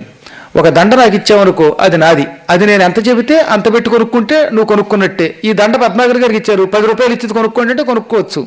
అలాగే భూమి నాకు ఇచ్చావు, దీనికి నేను 3 ఏనుగుల ఎత్తు బంగారు రాశి నిర్ణయిస్తున్నాను, కొనేసుకో అన్నట్ట. ఇళ్లకు వెళ్ళగా హిరణ్యంబు అలఘుమతి మాకు నొసగుమనుటయు ధరణీసులు వినగా అపౌరవ కులపతి ఆ వేద రక్షకునకిట్లనియన్. ఈ భూమికి వెలగా బంగారం ఇచ్చి ఇది కొనుక్కో. బంగారం అయితే మేము ఉపయోగించుకుంటాం, భూమి మేమేం చేసుకుంటాం, దున్నుకోగలమా లేదా సైన్యాన్ని అదుపులో పెట్టగలమా? కుదరదు. కాబట్టి మాకు బంగారం ఇస్తే చాలనగానే సంతోషం అని ఆయన కోరినంత బంగారం ఇచ్చాడు. మరుత్తరాజు గారి దగ్గర నుంచి తెచ్చిన బంగారంలో 3 వంతుల బంగారం దానికి వెళ్ళిపోయిందిట. ఆ తర్వాత ఆయన ఏం చేశాడు, ఈ బంగారం అక్కడ ఋత్విక్కులందరికీ పంచిపెట్టి, ఇంకా నా వాటా కూడా తీసుకోవాలి కదా, నేను ఋత్విక్కుగా ఉన్నప్పుడు తీసుకోవాలి, అది గుర్తుపెట్టుకోండి. కొంతమంది మూర్ఖులు ఉంటారు, మేము ఎవరి దగ్గర పుచ్చుకోమంటారు, అది పుచ్చుకోకపోతే పాపమట. ఎందుకో తెలిసిన, అహంకారము యాచన ఈ 2 ఉండకూడదు. ఇతరుల దగ్గరికి వెళ్ళి నాకు ఇది ఇవ్వండి, డాక్టర్ గారు ఉపన్యాసం చెప్తున్నారు కాబట్టి నాకు ఇంత ఇవ్వండి అని అడిగితే అది యాచన అంటారు. ఇస్తే నేను అలా పుచ్చుకుని అలవాట్లేదండి, నేను ఏదో ఆఫీస్ అని లేకపోతే నేను గొప్పవాడిని అంటే దాన్ని అహంకారం అంటారు. ఈ రెండు ఉన్నవాడు పునర్జన్మెత్తుతాడని చెప్పారు ఇందులో. నేను చెప్పేది ఎప్పుడు చెప్పినా శాస్త్రం చెబుతాను, కావాలంటే మనుస్మృతి చూడండి. అందుకే ఇస్తే వద్దనకూడదు, ఇంతెంబని అడగకూడదు. ఇది జ్ఞానుల గొప్పతనం. అందుకే వ్యాసుడు ఏం చేశాడు, నువ్వు బంగారం ఇచ్చావు కాదనకూడదు, నేను కూడా దగ్గరుండి యజ్ఞం చేయించాను కనుక ఇది వీళ్ళకి పంచిపెట్టగా ఈ వాటా బంగారం నాది, ఈ బంగారం నేను తీసుకుంటున్నానని తీసేసుకున్నాడు. తీసుకుని ఏం చేసేట, కోడలా ఇలా రా అన్నాడు. కుంతిదే వచ్చింది. పాండురాజు ధృతరాష్ట్రుడు వీళ్ళంతా ఆయన సంతానమేగా, మరి అందువల్ల కుంతి కూడా కోడలే. కోడలా, మీ మామగారు సంపాదించిన ఆస్తి అంతా కొడుకులదే కదా, నా కొడుకులకి ఇప్పుడు లేరు గనక, అందులో ధృతరాష్ట్రుడికి ఇవ్వవలసిన అవసరం లేదు గనక, చిన్నప్పటి నుంచి కష్టాలు నువ్వు పడ్డావు గనక రెండో కోడలు వేణి నీకే ఇదిగో ఇచ్చేస్తాను, బంగారం అంతా కుంతికి ఇచ్చేసేట. ఇది చాలా గొప్ప ఆశ్చర్యకరమైన ఘట్టం. అశ్వమేధపురంలో తన వాటా బంగారం గాంధారికి ఇవ్వలేదు, ఆయన కుంతికే ఇచ్చాడు. ఎంత సానుభూతి, ఎంత ప్రేమ! ఏదో కారణం లేకపోలేదు. ఈ సువర్ణంతో కుంతి దానాలు చేస్తే ఆవిడ మోక్షం పొందాలి, ఆవిడ పడిన కష్టాలకి ఆవిడ కొడుకులు ఉత్తములు అవడం వల్ల ఈ మొత్తం అంతా పక్షపాతం లేకుండా చిన్న కోడలికి ఇచ్చేశాడు. ఆ తదనంతరం ధర్మజుడు రెండవ మరుత్తుడై అప్పాండవ ముఖ్యుండు చేయు పరమ వితరణం బొండొక ఎడ కల్గుని ఎన్నండును చూడవిన సజ్జన స్తుత చరిత. మరొక మరుత్తరాట్ట అన్నట్టుగా పూర్వం మరుత్తుడు ఎంత యజ్ఞం చేశాడో చెప్పుకున్నాం. ఆయన ఇచ్చిన బంగారమే వీళ్ళు తెచ్చుకున్నారు. ఈయన అంత అద్భుతంగా దానం చేసేసాడు. మొత్తం బంగారపు రాసులన్నీ, మంచాలు, పీటలు, కోళ్ళు, చెక్కలు, అవి ఇవి అని లేకుండా అన్ని బంగారంతో చేయించాడు. వచ్చినవాడికి వచ్చినట్టుగా బంగారం పట్టుకుపో. ఇంక ఈలోపు భీముడు వచ్చి ఇదిగో చూసుకుని కావలసినంత తినండి, ఎవరు ఆకలితో మాడిపోవద్దు. రెండోది, మీ దారిద్ర్యం ఏదైనా ఉంటే చెప్పండి, కావలసినంత పట్టుకెళ్ళండి. ఇక్కడికి వచ్చిన వాడు ఇంటికి వెళ్ళాక నాకు ఇది అందలేదు, నాకు ఇంకా దరిద్రం ఉంది అనకూడదు. ఆయన అందరికీ 10 సార్లు అడిగి ఇచ్చేశాడు.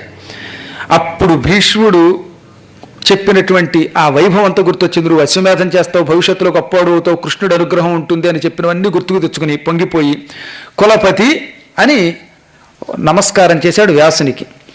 ఇక్కడ అన్నారు కులపతికి నమస్కరించి, కులపతి అనే శబ్దం ఇక్కడ వారారు. ఒక్క భీష్ముడు మనకి వ్యాసుడి గొప్పతనం గురించి చెప్పాడు. మళ్ళీ ప్రారంభ కాలంలో జనమేజయుడికి వైశంపాయనుడు చెబుతాడు. ఇప్పుడు మళ్ళీ ఇంకోసారి కులపతి శబ్దం వస్తుంది. 3 సార్లు ఈ భారతంలో వేదవ్యాసుల వారిని కులపతి అన్నారు. 1 వైశంపాయనుడు, 2 భీష్ముడు, ఇప్పుడు ధర్మరాజు అన్నాడు. ఎందుకో తెలుసునా? ఆ మాట చెప్పారు. మునీనాం 10 సహస్రం యోన్నదానాది పోషణాత్ అధ్యాపయతి విప్రర్షి అసౌ కులపతి స్మృత. 10,000 మంది ఋషులకి మకామిచ్చి అన్నం పెట్టి విద్యలను బోధించి వారిని గొప్పవాళ్లుగా తీర్చిదిద్దే గురువుని కులపతి అంటారు. వ్యాసుడు ఎక్కడికి వెళ్ళినా 10,000 మంది కూడా ఉంటారు. వ్యాసుడు 10,000 శిష్యులు తోడగూడిరా అని చెప్పారే, అదే. ఇంతమందికి అన్నం పెట్టాట, ఆశ్రమం ఇచ్చాట, ఇవన్నీ ఇచ్చి వాళ్ళకి చదువు చెప్పాడు. అందుకే వ్యాసుడు అంత గొప్ప కులపతి ఈ సృష్టిలో మరొకడు లేడు. ఆయన చిరునవ్వునవి కులపతి అన్నావని ఆయన నీ కులమంతా సత్కృతి పొందుగా కానీ ఆశీర్వదించి అదృశ్యమైపోయాడు, టక్కనమయమైపోయాడు తన శిష్యులతో పాటు. ఇప్పుడు అర్జునుడు ధర్మరాజు గారికి నమస్కరించి తన దగ్గర మిగిలిపోయినటువంటి కొన్ని ధనరాశులన్నీ దానం చేసేయమన్నట్ట. ధర్మరాజు అవి కూడా దానం చేసేశాడు. ఆకాశం నుంచి పూలవర్షం కురిసింది ధర్మరాజు గారి మీద. మామూలు పువ్వులు కావు, మంచి తేనె కారుతున్నటువంటి మకరందయుక్తమైన పుష్పవర్షం కురిసింది. ఆ పుష్పాలను చూసి అందరూ పొగిడేసి అద్భుతం దేవతలు సంతోషించి పైనుంచి పుష్పవర్షం కురిపించారో ధర్మరాజా అన్నారట. బోడి ఇది కూడా పెద్ద యజ్ఞమేనా అని ఓ మాట వినబడింది. అందరూ తెగ పొగుడుతున్నారు. ఎంతలో ఎవడో వచ్చారనమాట. ఎప్పుడు ఉంటారు, గుర్తుపెట్టుకోండి. మీరందరూ పద్మాకర్ గారు ఉపన్యాసం బాగుందంటే ఎవడో దిక్కుమాలాడు పక్కెళ్ళి బోడి అనేవాడు ఉండొచ్చు. దిక్కుమాలాడు ఒకడు ఉంటారు, ఇప్పుడు ఓ శనిగాడు ఉంటాడు ప్రతి చోట, ఎదురుగుండా పోడి పక్కెళ్ళి తిట్టేవాడు. సృష్టిలో ఎక్కడో చోట ఆ మాత్రం కెలుకుడుగా ఉండాలట శాస్త్ర ప్రకారంగా. ఇంతమంది పొగుడుతుంటే ఒకడు వచ్చి ఇది కూడా యజ్ఞమేనా, ఈ దానం కూడా దానమేనా, ఇదో పెద్ద దానమా అని ఎవరు అనగానే ఎవరా అని చూస్తే ఆ పక్కనే ఒక ముంగీస వచ్చింది. ఆ ముంగీసకి కుడివేపంతానేమో మామూలు శరీరం, ఎడం వేపంతా బంగారం. ఆ ముంగి ఎక్కడికి రాగానే ఈ జనమంతా తెల్లబోయి, ఋషులు తెల్లబోయి, ఇంత అత్యద్భుత యాగం మేము ప్రపంచంలో చూడలేదు, ఈ అవబృత స్నానం చేసి కూర్చున్న ధర్మరాజు గారిని నిందిస్తున్నావు, ఈ యాగంలో ఏముంది లోపం అన్నారట. నేను లోపం ఉందనలా, ఇది పెద్ద గొప్ప యాగమా అన్నాను. ఎందుకు కాదన్నానో చెబుతున్నాను వినండి. ఇక్కడ కురుక్షేత్రంలో ఒక మహానుభావుడైన బ్రాహ్మణోత్తముడు ఉన్నాడు. అతడు ఉంచె వృత్తితో బ్రతుకుతాడు. అనగా ఉంచె వృత్తి అంటే ఏమిటి? పూర్వం పొలం కోసేశాక పొలంలో కొన్ని గింజలు వదిలేసేవారు. ఆ ధాన్యం ఏరుకొని ఇంటికి తెచ్చి ఆ ధాన్యం పొట్టు తీసి దాన్ని వండుకు తినడం ఉంచె వృత్తి. ఇలా బతికేవారట. యాచించకూడదు, అలాగని కష్టపడి సంపాదించకూడదు, వ్యామోహం లేకుండా బ్రతకడానికి కొందరు సన్యాస వృత్తిని ఇలా అవలంబించారు. ఆ వృత్తికి ఉంచె వృత్తి అని పేరు. కురుక్షేత్రం దగ్గర ఒక ఉంచె వృత్తితో బతికే ఒక బ్రాహ్మడు ఉన్నాడు. వాడికి ఒక భార్య ఉంది, ఒక కొడుకు, ఆ కొడుకు ఒక పెళ్ళాం, మొత్తం నలుగురు, కొడుకు కోడలు, ఆ భార్య భర్త. వీళ్ళు నలుగురు ఇలా ఉంచె వృత్తితో బతుకుతూ ఉండగా హఠాత్తుగా కరువు వచ్చింది. ఒక ఏడాది పొలాల్లో పంటలు పండల, సరిగ్గా నీళ్లు లేక, దాంతో ఎక్కడ కంకులు దొరకల. వెతగ్గా ఒక్కచోట కొంచెం గోధుమలు దొరికాయి, కొన్ని పేలాలు, యవలు. ఆ యవలు ఏరుకొచ్చాడు ఆ గృహస్థుడు. అవి 4 మానికలు, అనగా ఒక కొంచెం అన్నమాట. ఒక సేరుని ఒక మానిక అంటారు. 4 సేరులు అయితే ఒక కొంచెం. సేరు అంటే ఇంచుమించుగా కేజీ అన్నమాట, 4 కిలోలు. ఆ యవలు దొరకగానే ఇంటికి తీసుకొచ్చి భార్యకి ఇవ్వగానే భార్య చక్కగా దాన్ని పొట్టు తీసి దంచి పేలపిండి తయారు చేసింది. అందులోంచే పేలాలు వస్తాయి. ఆ పేలపిండిని తయారు చేసింది. దాన్ని నలుగురు 4 ముద్దలు చేసుకున్నారు. ఒక్కొక్కళ్ళు ఒక్కొక్క మానిక, ఒక్కొక్క సేరు పిండి ఒక్కొక్కళ్ళు. దాన్ని నీళ్లతో కలిపి చక్కగా ఉడకబెట్టి ముద్ద చేసి విస్తళ్ళు వేసుకుని భగవంతుడికి నివేదించి తిందాం అనుకున్నారట. అప్పటికి నెల్లాళ్లుగా తిండి లేదు వాళ్ళకి. ఆఫ్టర్ 1 month ఈ నలుగురు పేలపిండి తినబోతూ ఉండగా ఒక అతిథి వచ్చి తలుపు తట్టాట వాళ్ళ గుడిసెకి. వీళ్ళు గబుక్కులు లేచారు. ఓ బ్రాహ్మడు తూలిపోతూ, ఆకలి వేస్తుంది, చచ్చిపోతున్నారు బాబోయ్, అన్నం పెట్టండి అన్నట్ట. వెంటనే ఆ అతిథిని లోపలికి తీసుకొచ్చి కాళ్ళు కడిగి, ఇదిగోనండి ఇది నా వాటా పిండి, తినేయండి అన్నాడు గృహస్థుడు. వెంటనే వాడు తినేశాడు దాన్ని.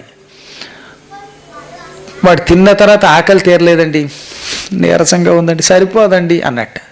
కొంతమంది కేజీ పిండి ఎక్కడ సరిపోతుంది, దిక్మాల అదృష్టం, కొంతమందికి డైజెషన్ పవర్ ఎక్కువ, అందుకని సరిపోలేదనగానే భార్య లేచి, ఏమండో నా వాటా పిండి పెట్టండి అంది. భార్యామణి, దొంగతనం చేసిన, పాపాలు చేసిన భార్యను పోషించమని శాస్త్రం చెబుతున్నది. అటువంటిది నువ్వు చచ్చిపోవడానికి సిద్ధంగా ఉన్నావు. నా తిండి అంటే నేను పెట్టచ్చు, నీ పిండిని తిండిగా వాడికి ఇవ్వలేను, నువ్వు చచ్చిపోతావు, నాకు ఆ హక్కు లేదనగానే, ఒక్కసారి పెళ్ళయ్యాక భార్యాభర్తలు ఇద్దరు ఒకటే, మీ ప్రాణమే నా ప్రాణం, మీ మర్యాదే నా మర్యాద, మీ తిండి వదిలేరు, నా తిండి వదలలేనా, పర్వాలేదు పెట్టేయండి అంది. భార్య తిండి కూడా పెట్టాడు.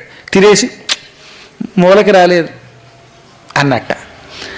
ఇప్పుడు కొడుకు లేచాడు.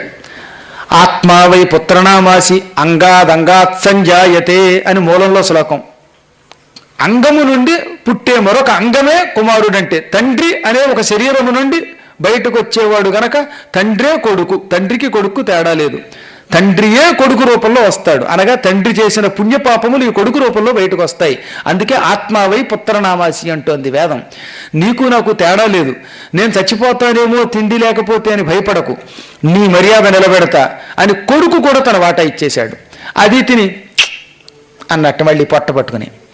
ఇప్పుడు కోడలు లేచింది.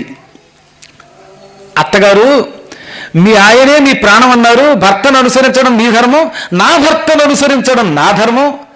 ఎంత అద్భుతమైన వ్యక్తులు ఉన్నారండి ఆ నలుగురు కూడాను. నా ధర్మం ప్రకారం నేను నా తిండిని నా భర్త ఇచ్చినట్టే వీళ్ళకి ఇచ్చేస్తున్నాను అని ఇచ్చేసిందిట.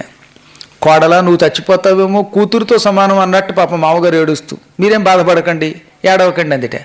అతిథికి 4వ ముద్ద కూడా ఇచ్చేశారు.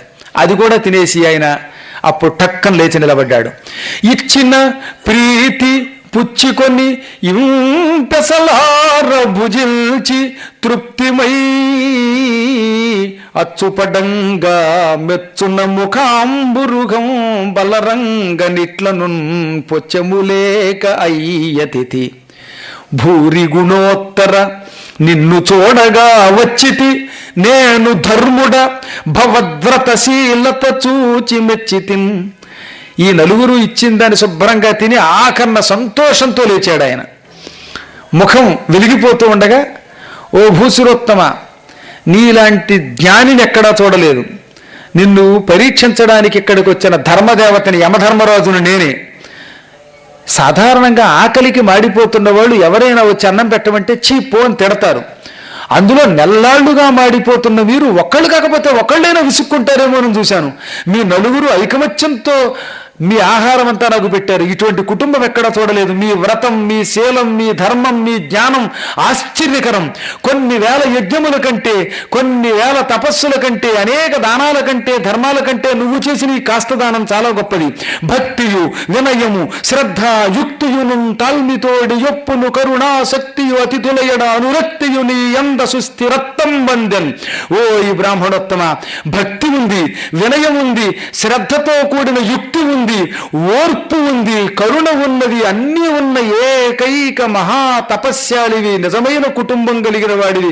గృహస్థాశ్రమం అంటే నీదే. నిన్ను నేను చూచి పొంగిపోతున్నాను, పులకించిపోతున్నాను. అసలు నీ దగ్గరికి నన్ను పంపింది బ్రహ్మదేవుడు. బ్రహ్మదేవుడు వెళ్ళి వీళ్ళ గొప్పతనం ఏమిటో, వీళ్ళ సహనమేమిటో పరీక్షించమన్నాడు. అందుకే వచ్చాను. ఇదిగో చూడు, పైన సప్త ఋషులు వాళ్ళు నిన్ను చూడాలనుకుంటున్నారు. ఈ సప్త ఋషుల్ని చూచాక నువ్వు బ్రహ్మలోకానికి వెడుదువుగాక. ఆహ్, ఏమిటయ్యా ఈ తాల్మి, ఈ ఓపిక! క్షుధహరించు ప్రజ్ఞా పరిశోభనతల తృష్ణ కుందించు కృప నీవు తెలిసి వాని ననగ నిర్జించితి ఆలు బిడ్డనక అతిథి పూజనం బిట్లు నడపిన పుణ్యమునకు. క్షుధహరించు ప్రజ్ఞా శోభలతల, ఎంత తెలివినైనా, ఎంత జ్ఞానాన్నైనా, గొప్పతనాన్నైనా ఆకలి నాశనం చేస్తుంది. ఆకలితో ఉన్నవాడు అన్ని పాపాలు చేస్తాడు. ఇంకా తృష్ణ కుందించు కృప, దాహం వేస్తే దయ లేకుండా పోతుంది. తన మంచినీళ్ళ కోసం పక్కవాడి కడుపులో ఉన్న నీళ్లు కూడా తాగేస్తాడు. అంత బాధ కలుగుతుంది దాహం వల్ల. ఇవన్నీ తెలుసుకుని కూడా నువ్వు నిలబెట్టావు. ఇదిగో చూడు అనగానే పైనుంచి సప్త ఋషులు అత్రి, భృగు, కుత్స, వశిష్ఠ, గౌతమ, కశ్యప, అంగిరులు అనేవాళ్ళు రా నీ దర్శనం మాకి అన్నారట. మా దర్శనం ఇస్తామని లేదు, నీ దర్శనం మాకిమ్మన్నారు.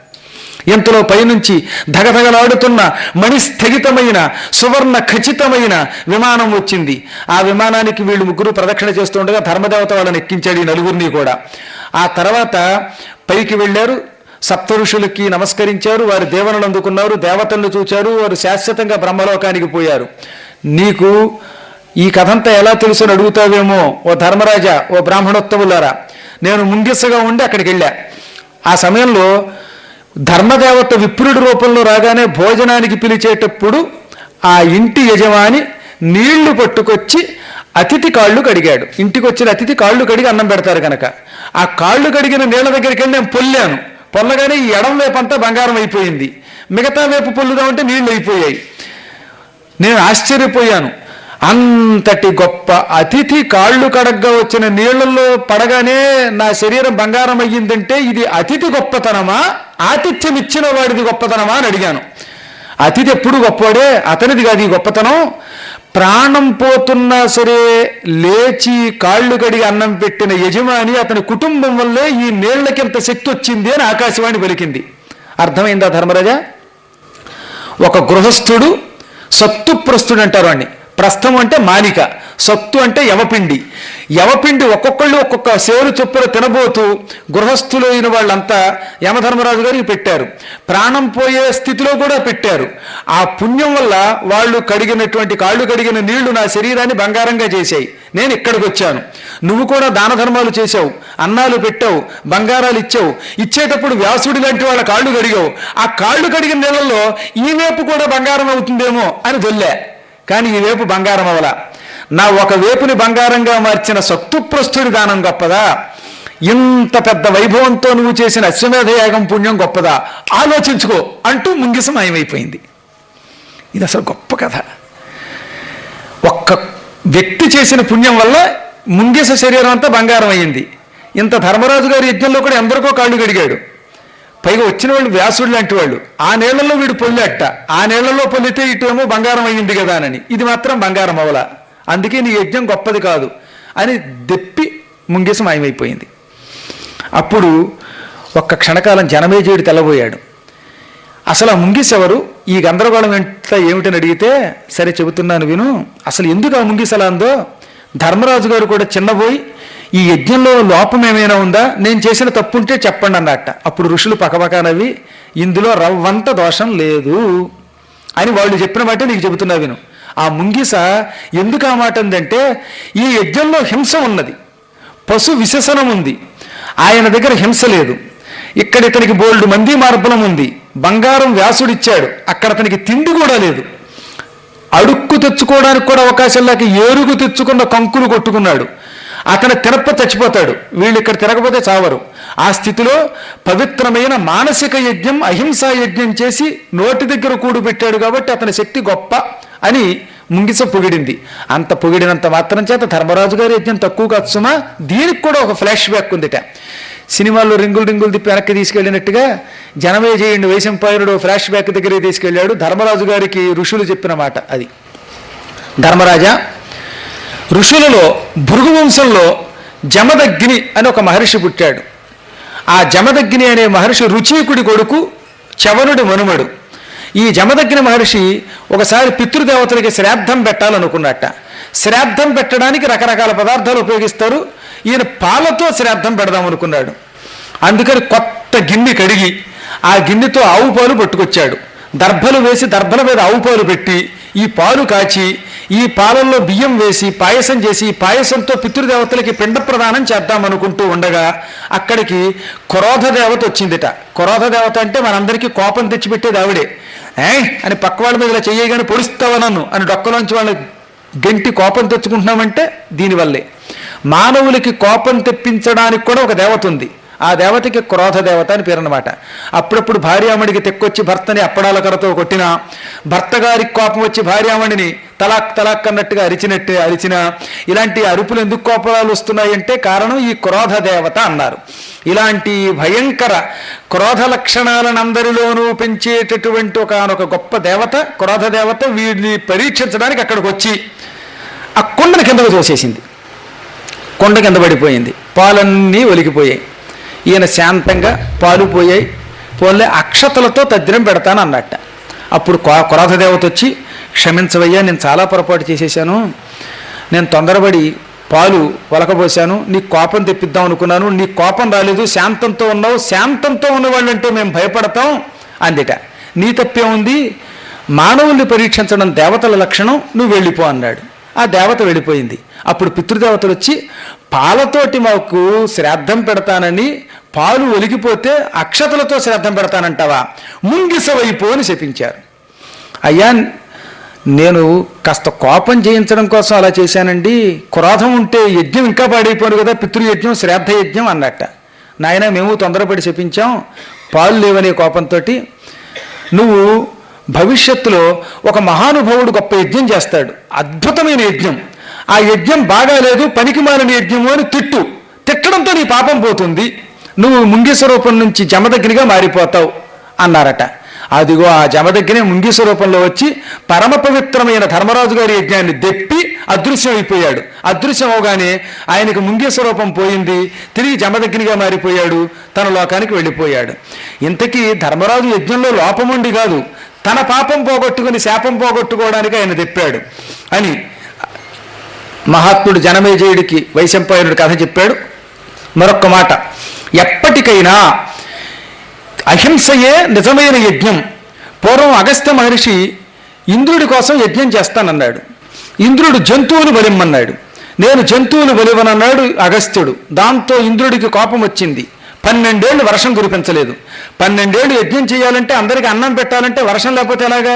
అందుకని ఋత్విక్కులంతా అన్నారు, ఇంద్రుడికి కోపం వచ్చింది, వర్షం కురిపించడం లేదు, దానితో మనం యజ్ఞం ఎలా చేస్తాం, యజ్ఞం అంటేనే ముందు భోజనాలు పెట్టాలి కదా వచ్చిన వాళ్ళకి అనగానే, ఇంద్రుడికి ఎంత కోపం వచ్చినా బలివ్వను, నేను జంతు హింస చెయ్యను, నా శక్తితో ఇంద్రుడిని పక్క గెంటి నేను అక్కడ ఇంద్రుడి రూపంలో కూర్చుని వర్షాలు కురిపించి పంటలు పండించి యజ్ఞం చేయగలను, లేదా మీరు వద్దంటే ఇక్కడికి కావలసిన పదార్థాలన్నీ నా మహిమతో సృష్టిస్తానన్నట్ట. ఇంద్రుడిని గంటకుండా పదార్థాలు సృష్టించి యజ్ఞం చెయ్యి, ఉన్న ఇంద్రుడి పదవీ భ్రష్టుని చేయడం ధర్మం కాదన్నారు ఋషులు.